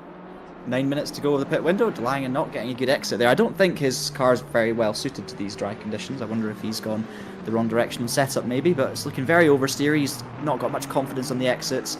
Obviously the dry line will, you know, it was a dry line, now it's probably becoming a fully dry circuit, so a bit more room for error for these guys. But a man who's not been making errors from as far as we can see. Warner now 10 seconds ahead of teammate Maskowski, so he's just been edging that gap away. Proves that it's not mistakes from Maskowski, it's just outright pace as it stands. And given the gap at the moment, the fact that the track's almost fully dry, it's not looking like there's some sort of miracle dry setup on this Maskowski car, is it? It looks like Warner just has the setup, has the pace, has the car in the window. And there you can see visually the gap between the two of them as Maskowski in the background heads down the very long Bentley straight. But Warner's got this all under control, and he'll be looking to get his first overall win of the day. But importantly, of course, for these guys, another double victory on the cards for Apex 1, and that will all but secure their championship. It will. So into the final corner for Warner. Will he continue to use that clean air as you mentioned before, and pit at the latest possible opportunity? Well, so far, yes. Although he's so far ahead, he might start running into the problem of actually having to lap people, and so it might be cleaner air to come in early. But so far he hasn't quite reached that point. Only Draper is in front, yet to make a stop in the only McLaren in the field. And of course, that starting on the wet tyres for James Draper has not turned out well, but as you said earlier, it might well have turned out to be the right call, so you just never know. I think this is dried out a lot quicker than a lot of people were expecting, Chris Warner being one of those who said he expected it to start drying towards the end of qualifying, and then maybe, or I think he was hoping that maybe it would dry out so that they could change from wets to dries in the pit window. It's been a long way from that. They've started this race on dries, and it didn't even look like they were really struggling at the start, to be honest. It looked fairly dry from the very beginning. Yeah, just it was certainly, you know, damp but almost there. The rain we saw was very limited on the grid as well, and there was basically just a big jump from qualifying to the race, it has to be said. The changing of server, and the track was very quickly drying up, so it's not quite had the exciting strategic element that we were hoping for, maybe with drivers starting on wets and then trying to decide what to do. But that's motorsport. These guys have obviously worked with what they've got, and it's going well for them at the front. Obviously not as much drama in this race as we saw in the last one. We don't have Prendergast in the mix keeping these Apex 1 cars honest. We don't have a balance of performance between the two. You've got one clearly with the dominant pace at the moment. And yeah, it's just Draper ahead of him, as you say. Draper's got 11 seconds back to De Lange in 13th, who I think might have made a mistake because that gap was a bit bigger. De Lange, of course, is also pitted, as has Cosford, Seiko and Sudakar. And that's promoted Law up into the top 10 as well, currently, P9. But I think Warner and Maskowski, yeah, as I was saying earlier, no reason to pit early here, Ewan, because I think Draper will jump out the way of Warner. He won't want to hold up the leader when he's got no race really on his hands after the wet tyre choice at the start. And they might as well just keep out there in the clean air. And probably will do. Brian Woodrow makes his way down onto pit lane now too. And dropped out the order as a result. Been a good start from Woodrow, actually. Didn't do so well in the opening race compared to this one, but it's been a decent season for him. He's 8th in the overall standings. That puts him 5th in the pros, and he'll get ahead of Elvin Smith, you'd imagine, with this result. Maybe ahead of Sudakar as well, as a result of this particular race more specifically. Although Sudakar is recovering well, he's now ahead of Seiko in the order of the standings now after all of the pit stops. As we approach halfway, half an hour still to go in round 7 of the British GT Esports Cup for 2024. Chris Warner still leading the way by quite some margin. What a bit of domination this has been from Chris Warner He's done this right from the start of the season. There were battles early on at Oulton Park, but he was able to rise to the front in the end. And leading here by over 10 seconds in half an hour, it's just been a show of complete dominance, and no one has been able to live with him at all. Yeah, I think this is probably, for Warner, one of his 3 superb performances this season. I mean, he's had more than 3 great performances, but I think we saw Oulton Park, his win there, coming through the field was incredibly impressive because of the amount of cars he had to pass and the drama that unfolded around him. He kept his head, kept his cool, and took a great victory there as Draper pulls into the pits. Of course, Silverstone was good as well, but he kind of relied on Elvin disconnecting to, he wasn't looking like he was going to be in a winning position there. He was very much looking like the second best car. So I wouldn't maybe call that one, but Spa last time out, he was superb, absolutely dominant, led from the front, controlled the pack, controlled the race, and he's doing exactly the same here at Snetterton. So it's been superb from Warner, and he's, as I've said over the last few rounds, the first half of the season was very much a case of what if for Brabham, but Apex One were there picking up the points. The second half of the season, Apex One have absolutely proven that they deserve to be where they're at. They've shown the pace that Brabham were showing early doors. They're retaining the consistency, retaining their nerve, keeping it clean, and it's just textbook. And it really does, put them above everyone else in terms of this championship.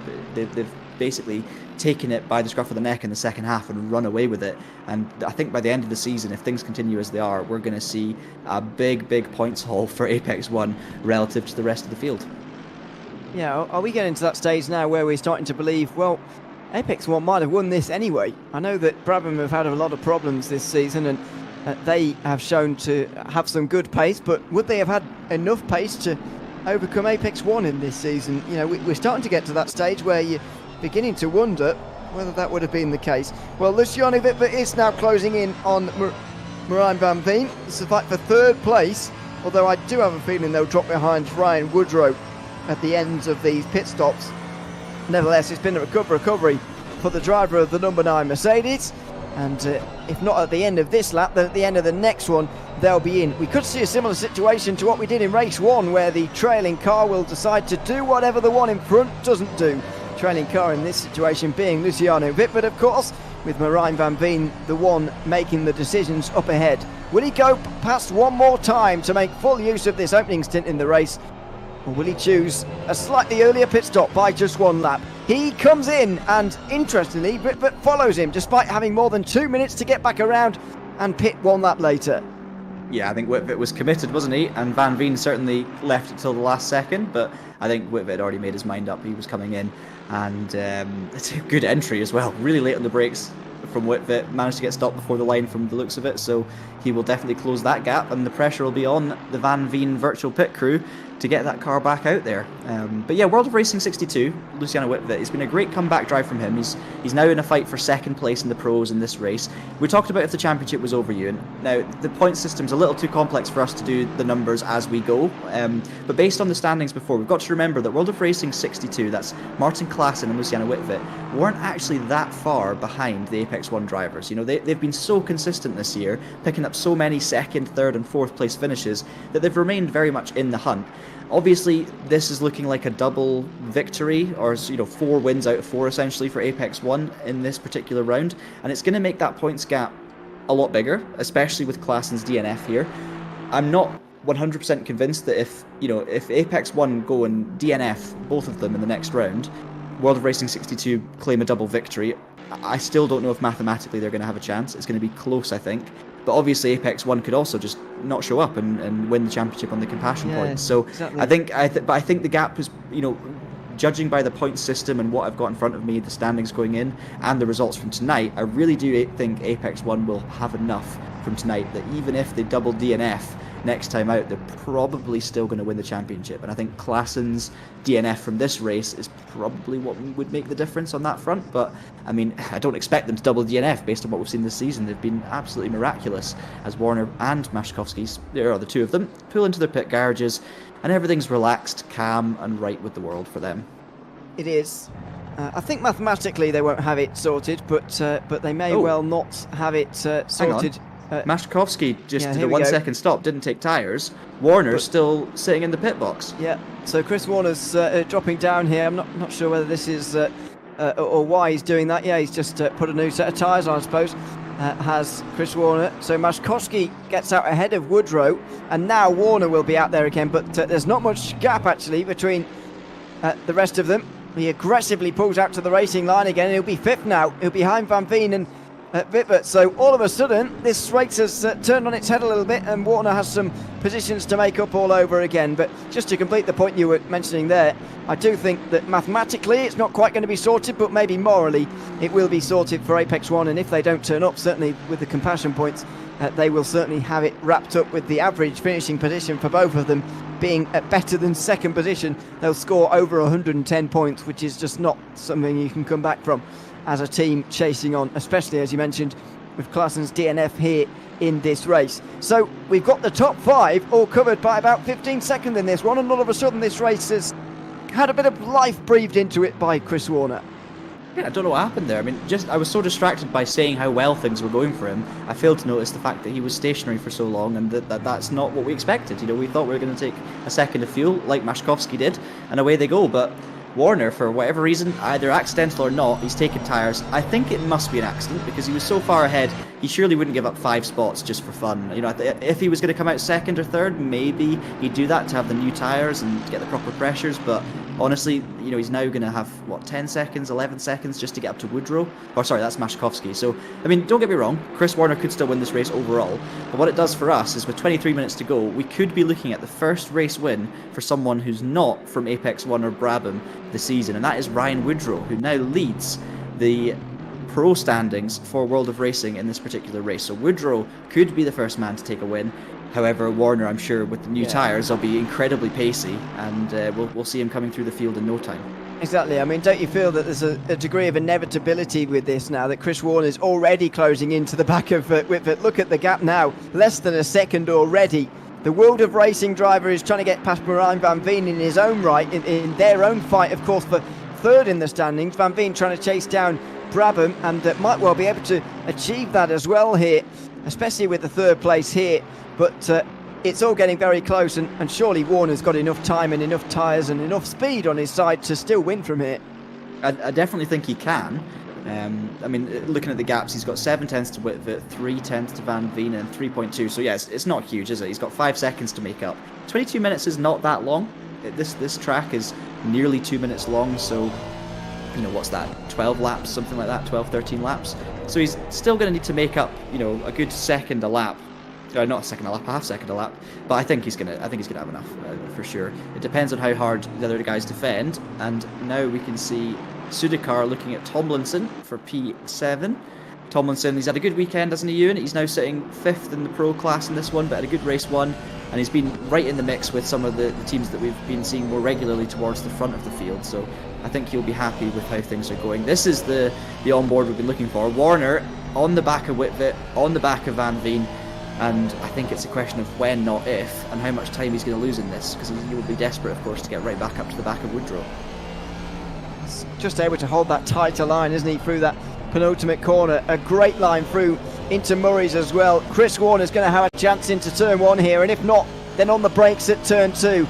That big stop down towards the hairpin, but the Aston Martin just sleek through the air, flying through into 4th position here, surely. Wittwert allowing that move down the inside from Chris Warner, just knowing that if he'd have gone on the defensive, he was only delaying the inevitable, and Chris Warner makes his way through into 4th position. Fantastic move again, and surely now he's on his way to a charge for another race win, not only in pro but maybe overall too. Yeah, I think that's going to be more of the question, isn't it? I do expect Warner to make the moves here on on Van Veen, and I expect him to catch Woodrow. It's more Maszkowski. I mean, we saw when they both had the same tyre life that he managed to pull out a 10, 11 second gap on a stint. Now he's going to have to try and make that gap up in a shorter amount of time, but he's on brand new rubber, so it could definitely happen.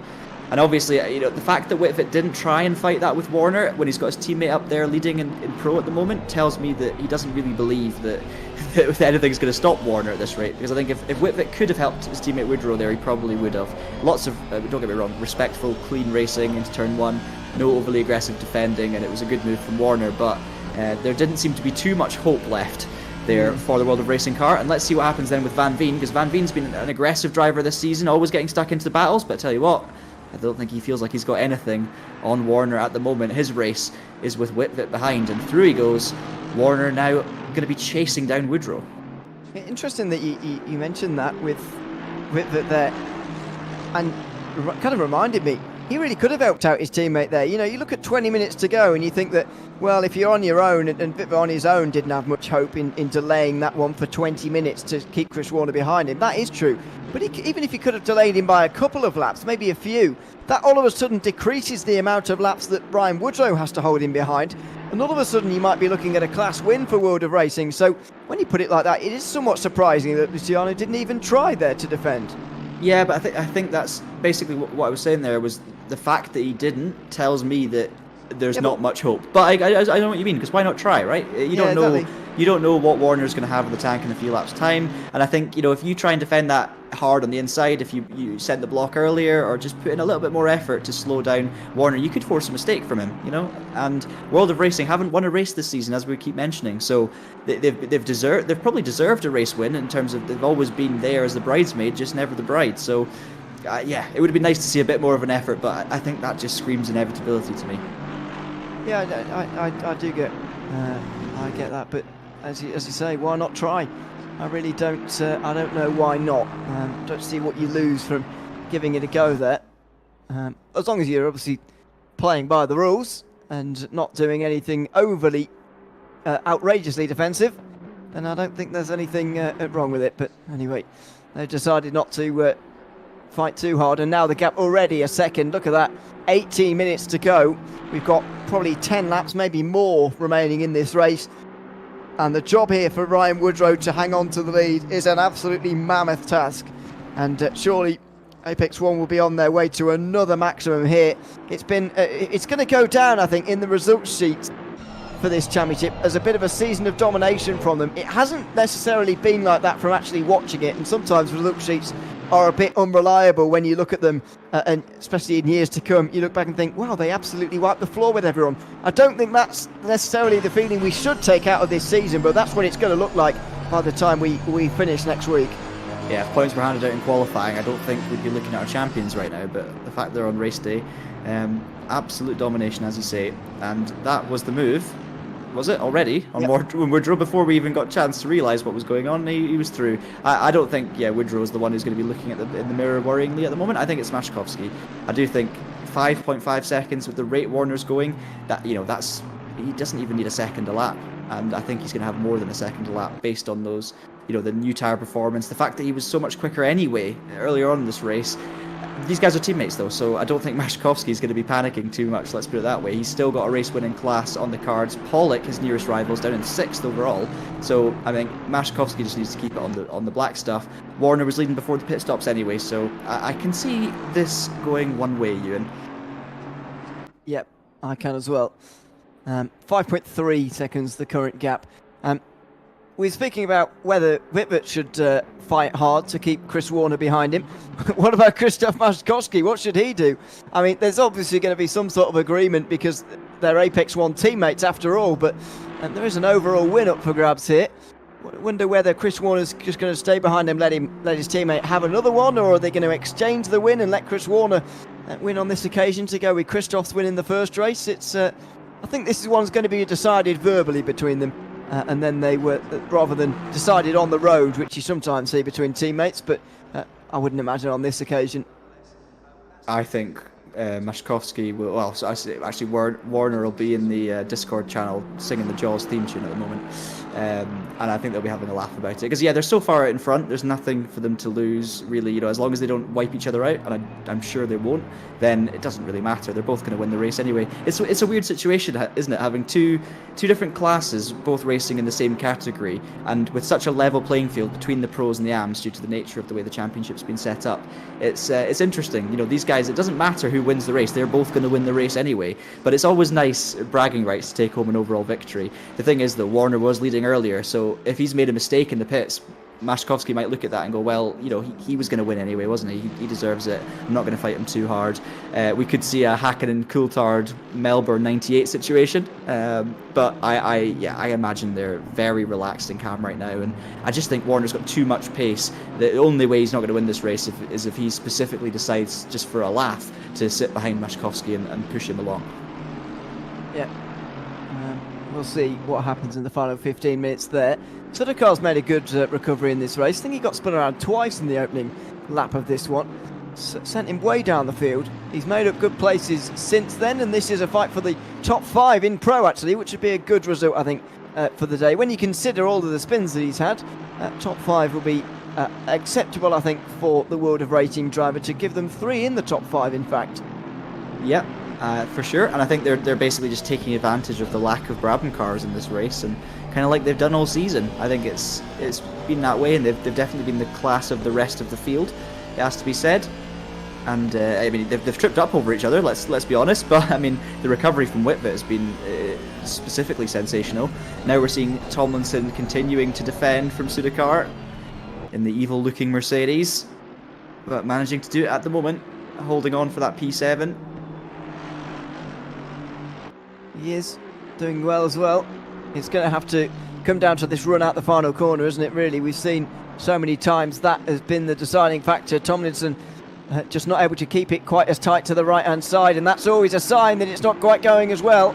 And there's the more obvious one on the exit, in the grass slightly, kicking up the dirt, and that line immediately is a defensive one on the front straight here from Tomlinson.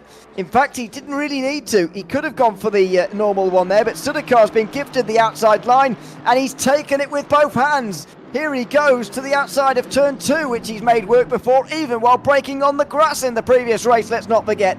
He's got a long way round at that second corner as well, though, and he has to tuck back in again. A good effort from him in what's been a pretty active and positive race from Sudakar, or evening I should say, from him, from making overtakes on the grass in the first race to making overtakes on more than half of, or the bottom half of the field in this second race, and that was nearly another one to add to the list. For sure. I just got to give credit though to Tomlinson, proving why he's got that pro sticker on the car. I mean, he left lots of racing room around the outside on turn 1, lots of respect around Riches, because he knew that he had it under control into Montreal. He braked nice and early. You could have seen Sudakar dive across the front, but I think Tomlinson knew exactly what he was doing. He hit his apex, pulled away with no issues, so yeah, really, really good defending from him. But at the same time, love the ambition and a good attempt from Sudakar as well. Whitvit next up to try possibly the same thing on the back of Van Veen. He's got a medium exit, I would describe. Van Veen's exit equally average. They're not too far away from Woodrow as well by the looks of it, so he's going to have to keep an eye on his mirror, but there's not going to be any overtaking move for Whitvit into turn 1 as we see a replay. That's De Lange heading down the inside of one of the BMWs. No. That's car number 12, and that's probably Law, and that's the move we thought was going to happen earlier, and unfortunately it's all gone wrong on that occasion. Just to, coming together at the wrong moment on the circuit. Very difficult to influence anything at that point, isn't it? When you're already committed at that stage of that particular corner, there's not much you can do with your feet and your steering wheel to actually avoid that. All very difficult into that corner to try and make a move and try and make it work side by side, as meanwhile Chris Warner takes the lead. It was somewhat inevitable for Apex 1 to reverse these two cars, but still with 12 minutes to go, Chris Warner completes his run to the front of the field. Not sure what he did in those pit stops, by the way, but clearly he was fast before them, fast after as well. I guess just a tyre change for fun, but I can't really see any other reasoning than that. Yeah, blink and you miss it. Warner already up to the lead, and yeah, I think you're right. I think Warner's experienced enough, he's made enough good decisions this year that it would be highly unlikely he wouldn't have set his pit menu, made that mistake by taking tyres. Given the fact he had a 10-second lead, he would have been as prepared as anything for that pit stop. And I'm thinking he's looked at it and gone, hang on, I'm going to win easily if I put new tyres on here, but I'll have a bit more fun doing it, and that's exactly what he's gone and done. So there you see the move being done. Maszkowski did try and turn in and make sure it's just as straightforward as anything, and almost ran side by side into Hamilton as well, but he knew the game was up. I think he knew the game was up. I mean, if it was a deliberate move from Warner, and it most likely was, Maszkowski probably knew the game was up before the pit stops. Yeah, certainly. But I don't think he'll mind so much. They're 1 and 2, and they can't have too many complaints about that. So, in terms of overtakes, we are maybe about to have 3. Luciano Vipert is looking at the back of Marijn van Veen. We're seeing that on our screens at the moment. Sudakar has been trying to find his way past Tomlinson for ages, and surely that is on the horizon soon. So, with De Lange and Law also back together again after that incident down at Brundle all over again, it makes you wonder how those two are going to treat each other maybe in this next fight. They've got 10 minutes to sort those battles out of the 3 pairs of battles out there in this round of the championship. Thank you to those 6 drivers for providing us with the next 10 minutes of entertainment. And here's the first one. Tomlinson defending the inside line, Sudakar around the outside, but once again Tomlinson knows what he's doing into Montreal, and Sudakar's going to have to try something different, I think, if he wants to make the move on the owner Aston Martin driver. Just, Law and De Lange, at some point there must have been an issue for Davies, because Davies was ahead of those two up in P11 earlier, and he's obviously made a mistake and dropped back to 13th. Law and De Lange then fighting it out again, and this time they're going to head side by side into Riches. Hopefully they have less contact this time, but Law just shuts the door on De Lange. It was close, wasn't it, to front to rear contact, but beautifully judged. It has to be said by Law. Didn't do anything wrong there, just cut him off as they headed through, and manages to keep it under control through Montreal as well. So let's see how they go through Palmer. Law pretty good in terms of his line there, slightly wide on the exit, and De Lange has carried slightly more speed through the apex, has to be said. De Lange moves to the inside, no big defence from Law, but I think he thinks he's got it covered. Is he going to go in deep though? It looked like he was a bit late on the brakes. De Lange gets the switch back. He's going to hold on to the inside, but now Law's going to have the advantage. There's side-by-side contact as we head through Hamilton. More contact, even more contact. Around goes De Lange, around goes Law, and where's Davies? Keep an eye for Davies here. He's got to overtake them both soon here, and De Lange's got to get out of the racing line as well, and he does. Davies goes past 1. Where is the other BMW? Oh, well, it's already getting going again here, so Davies through on De Lange, who is really making hard work of this overtake. There's got to be a bit of frustration now that there's been 2 incidents through this sort of very, very similar battles, to be honest. Having a look through the stewards' reports, the last one was judged to be a racing incident. I wonder whether they'll judge the same thing again for this second one. Yeah, we'll have to see some replays, I think, for me to at least make my mind up on that one. The thing that frustrates me about it was the racing was so good. You know, we saw great side-by-side stuff, great battling. There didn't need to be contact, and probably the same for the first one, but I can understand that one a little more through Brundle and Nelson. I think when you head side-by-side into Hamilton, you know, there's a way to do it without contact. And let's see then the replay. So Law's on the outside. I think he goes in deep here. De Lange looks to the inside. Law misses his braking point slightly. De Lange gets the overlap, or gets the power on early. Pulls side by side, and at this point everything's still fair. Thomas has got the overlap. De Lange has got the inside line. See, I don't know. I think De Lange had a tiny bit of an overlap there into Hamilton, and Law probably had to leave a little bit of room just because there was a slight overlap there. But at the same time, it looked like De Lange was kind of nudging him all the way into the corner. Honestly, I think I need to see it again from maybe the onboards to really apportion blame, but it was just one of those unfortunate incidents where you go into a corner that you can't really run too wide in, and both drivers didn't do anything to avoid it. Penalty to De Lange. Yeah, it's a really difficult one to call, I reckon. I think if you're going to give a penalty any which way, probably leaving it at 5 seconds is probably the maximum you could dish out and get away with. In terms of anything else would be a little bit harsh, but yeah, it was very close to being nothing wrong with that, to be honest. So we'll see now what De Lange does for the rest of this one, because ideally he wants to get through on the 2 cars in front and pull a margin, but I don't reckon he'll have time to do that in 6.5 minutes. On board with Luciano Vipert here, he's kind of put himself out of contention for an overall podium here. He's going to try and get onto the pro podium now by overtaking Marijn van Veen, but he's found it difficult for the last, I don't know how long it's been, 40 minutes maybe, 30 minutes? Surely he's going to continue to find it difficult for the final 6. He's got to find a way through, though, in the final 3 or 4 laps. Thing is, though, as that timer counts down, the driver in front begins to feel the pressure more. You feel your tyres going off more. You get a bit more desperate. Maybe the defensive moves come, and you just know that something's coming from Whitvet. He's going to try something different. He's going to have to with 5.5 minutes to go, and that's really where Van Veen's going to have to show his worth. But he's not been an easy man to pass this season, and he'll be hoping to carry that momentum on to this one. Not the best of exits there, but not enough space whatsoever. Heading into bomb hole for Whitvet to have a look as we now head through towards Coram.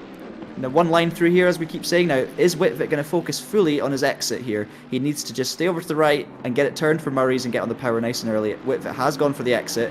It's a good one, but I have to say Van Veen did a pretty good job too. Slipstream, of course, will come into effect here, and I think we're going to see side by side into Riches. Here we go. In towards turn number 1. Is Whitvet going to take this chance? No. Single file on the way through the opening corner of this lap, but it's a good run through turn 1. Here's the chance.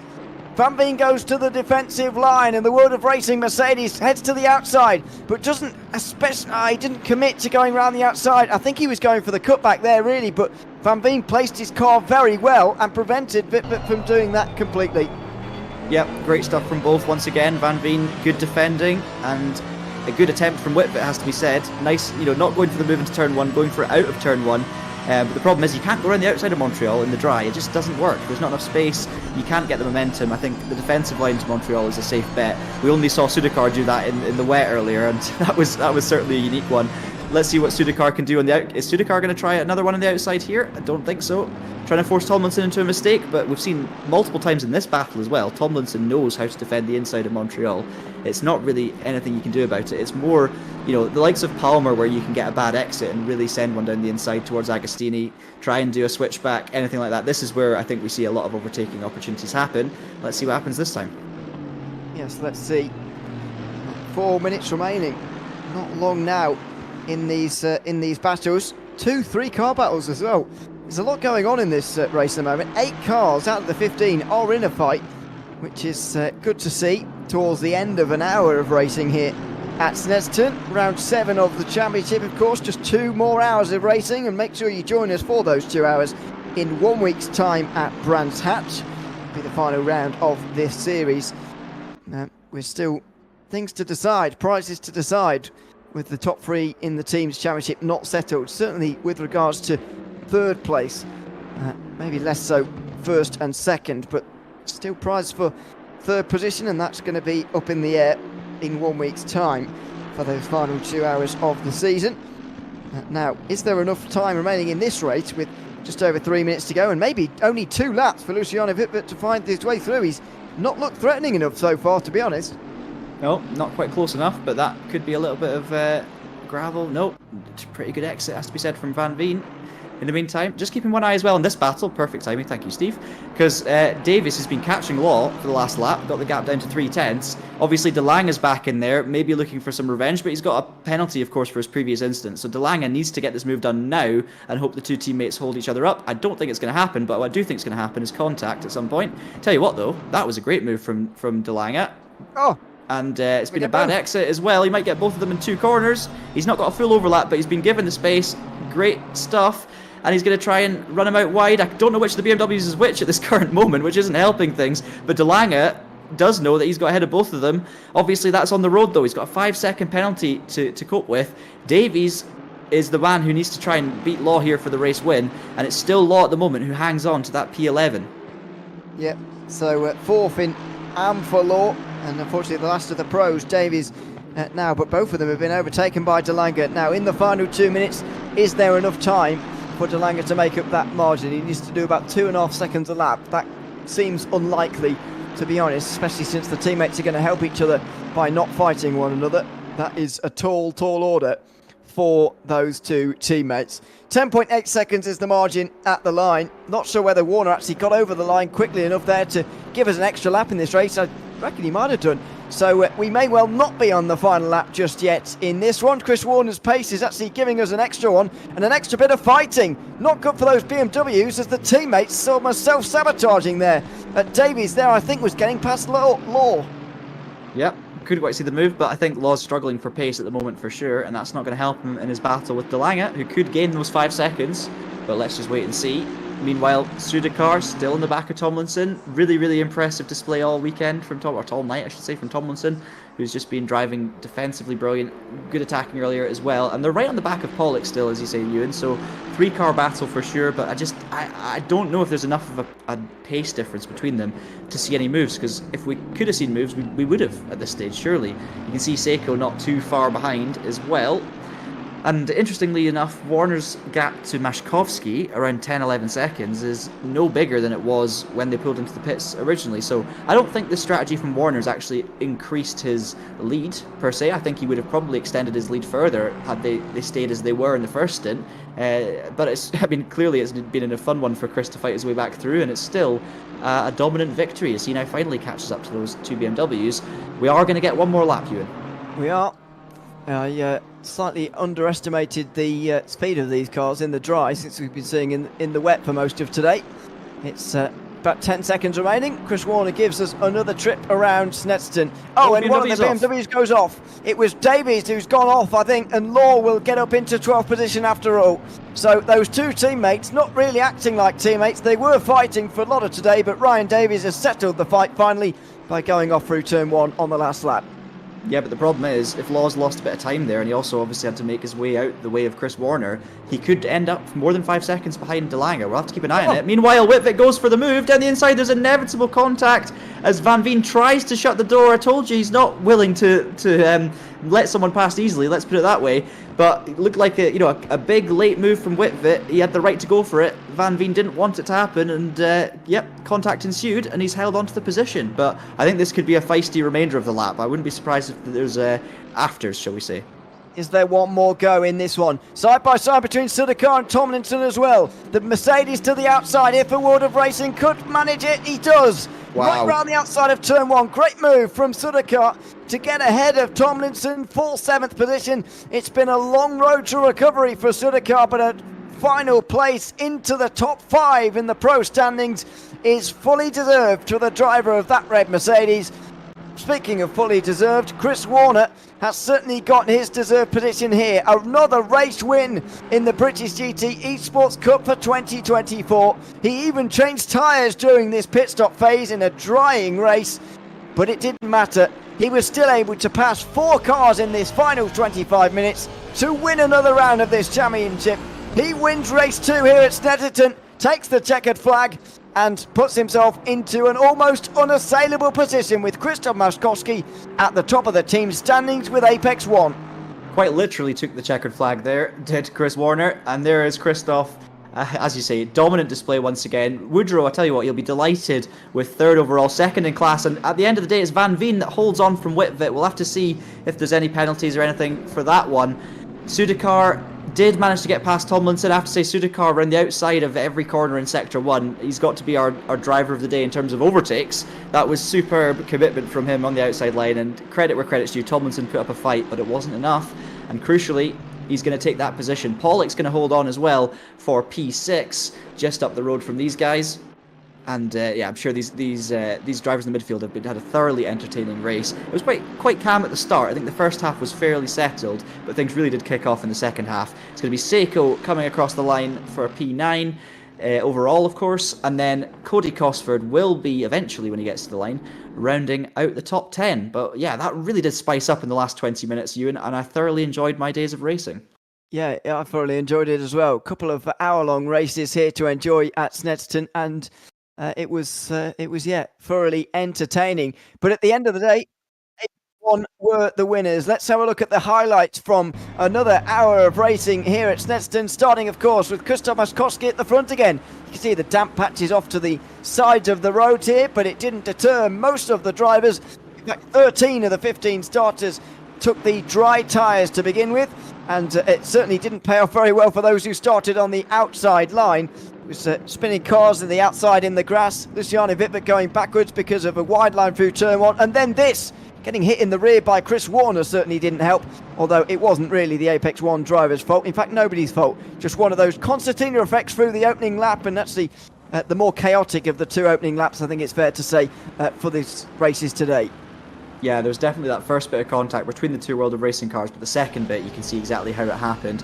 Obviously, Warner starting further down the pack, but took advantage of Prendergast's disconnect before the race even started, and he was already up in a good position by the end of the first sector. He was already up into the top 3, or top 4 at least, after the first few corners. We then saw another bit of World of Racing contact heading through Palmer. But then as we head now down towards Brundle and Nelson, this was the battle towards the back end of the top 15. as the World of Racing Mercedes made the move on the BMW of Davies. And this is Cody Cosford now making again roads at that point, but then of course he lost the back end through bomb hole, slid on the grass all the way to basically Coram, and that cost him a lot of time in his race. Yeah, this was the exchange of positions between the two Apex 1 drivers. Chris Warner getting himself through on this occasion. This was a big spin for the driver of the 18 in the Orid team, or the Orion team I should say, trying to get themselves a good result. De Lange down the inside here of one of the BMWs, getting it wrong on the first occasion on the way in towards Brundle and Nelson. That wasn't the only time this would happen either. Meanwhile, Chris Warner was fighting his way towards the front of the field, down the inside of his teammate. Put up a little bit more of a fight than you might otherwise expect, actually, but the two of them kept it clean, and Warner was able to take the lead. This was the second part to that battle between Mercedes and BMW. This was the bit of the contact that gave Rens de Lange 5 seconds worth of a penalty. Yeah, it was looking like a good battle at that point. You can see Law left the space and then just heading. There was a little bit of an overlap. Both drivers, tried the offensive strategy, one blocking, one going for the move, and unfortunately, it came together, and that was the end of that for the class win. That was, and that is that for the highlights too. Let's welcome in both of the Apex 1 drivers again, starting with Chris Warner this time around, just to switch things up and go with the overall winner at first once again. Congratulations, Chris, on the win. Just what took you so long in the pit stops there? Was it tyres, and why did you go for them in the end? Yeah, it was. I did a split strategy of going for half tank at the start, and then swap tyres over. As the track started damp, the first set of tyres grained really badly, hence the huge pace difference in the second stint. But yeah, lucky to pull it off. It's one of those rare instances that had it I don't know, cleared up really quickly at the start of the race. It probably wouldn't have been worth it, but just got fortunate with how it played out, and it was nice to sort of carve my way back through the field as well. I have to say, I sort of thought that you'd just had the pace advantage in that first stint, maybe due to tyre pressures or something like that, and then you'd chosen to take the new tyres for fun. But that makes sense if you were going for that from the start. It was always going to be a longer pit stop and a split strategy. So it clearly worked out for you, Chris, as well. In that first stint, how difficult was it managing, the dry line? Because we saw that it dried fairly quickly. We were actually a bit surprised at how dry it was early on, but you could still see the damp patches there. So did you set the car up fully for, 100% dry conditions, or did you try and leave a little bit of extra pressure in the tires just to manage those early damp stages? Especially in the first stint, I went slightly down on the rake of the car, so the rear height I was slightly lower than a normal dry setup, but other than that, and a bit more positive rear toe, a teeny bit more pressure overall in the tires for the first stint. That's all. But then the second stint, obviously you can't adjust toe and ride height in the pit stop, but the pressures were normal dry pressures and able to just push us as it was a dry track from there. Well, congratulations, Chris, on a double win here tonight, both for you and the team, and thanks for coming to chat to us twice as well. No worries. Yeah, thank you very much.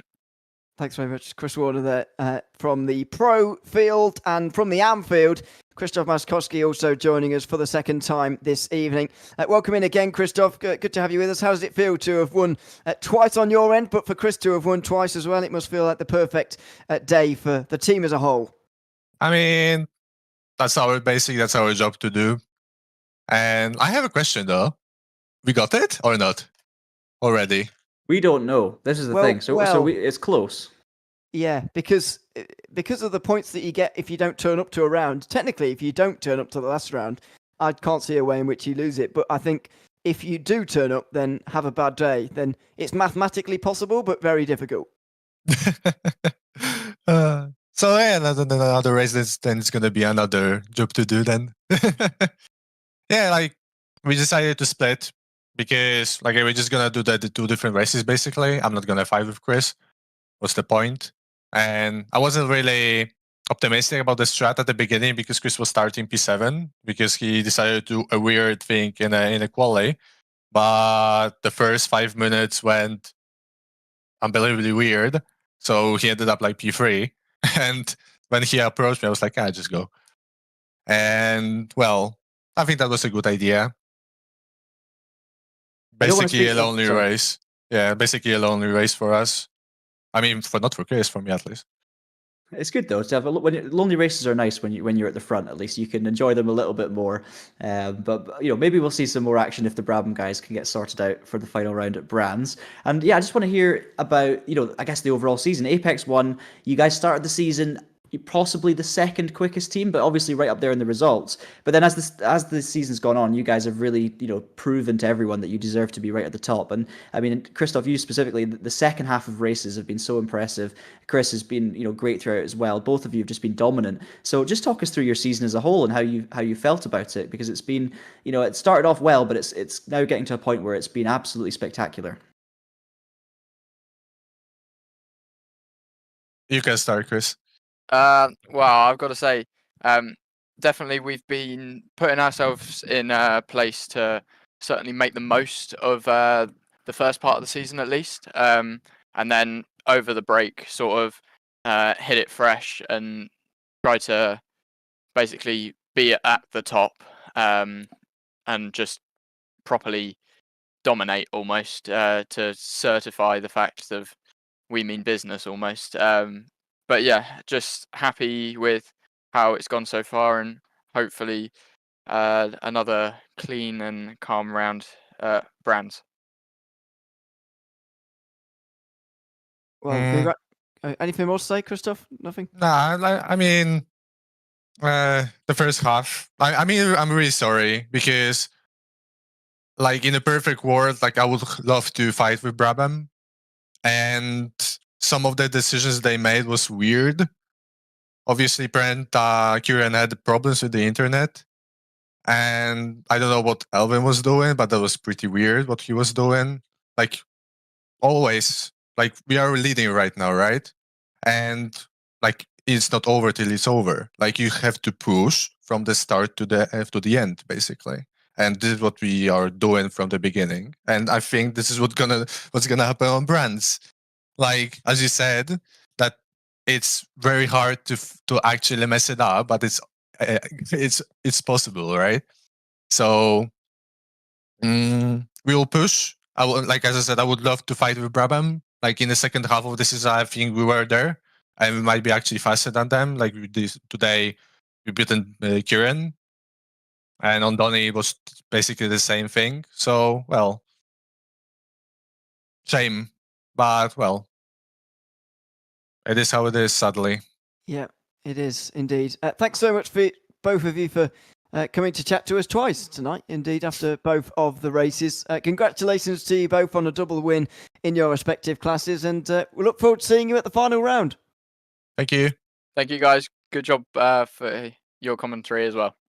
Thanks so much. Chris Warner, Krzysztof Chris. Maszkowski joining us there from Apex 1 to end out tonight's broadcast. It's been good to be alongside you once again for this one, John. I've got to say, I've thoroughly enjoyed these couple of 1 hour races here at Snetterton. It sometimes gets a bad reputation for racing, but this was a good example of Snetterton racing. Plenty of engaging battling going on the circuit, even if the two race winners in the two different races were the same. Yeah, 100%. I was proven wrong in the first race. I thought it was going to be exciting, but maybe drama-filled. And instead, it was just exciting because it was good. Good battles, good clean battles, lots of respect out there. And yeah, it was a bit of a smaller field this week, but it didn't stop the racing being exciting. That second race took a little while to kind of come up to speed, but by the last 10-15 minutes, I was loving every single lap. So yeah, thoroughly enjoyed it. Thanks once again for joining me in the box, Ewan. It's been great fun. And unfortunately, only one round to go. We've got Brands Hatch, 2 hour race. It's going to be good, of course, but it's always sad to end off a good championship. I think Apex 1 will be going in looking to take another double victory, but hopefully we'll see a full squad from Brabham out there with 2 cars to try and take some more wins. I think it's going to be exciting either way, and I'm certainly looking forward to it. I'm certainly looking forward to it as well. Thanks so much to everyone who's been joining us here this afternoon and listening along to myself, Ewan O'Leary, and John Monroe, who has joined me for these couple of 1 hour races here tonight. That has been, though, for the British GT Esports Cup for 2024 in round 6 and 7. Round 8 and the final round at Brands Hatch is coming up in 1 week's time, so make sure you join us for that. Same time, same place at this time next week. For now, though, from myself, Ewan O'Leary, John Monroe, and Steve Proudly behind the cameras, it's goodbye for now.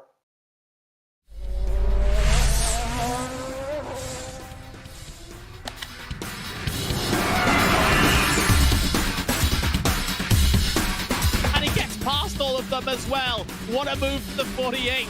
Oh, look at this. And onto the straight they come.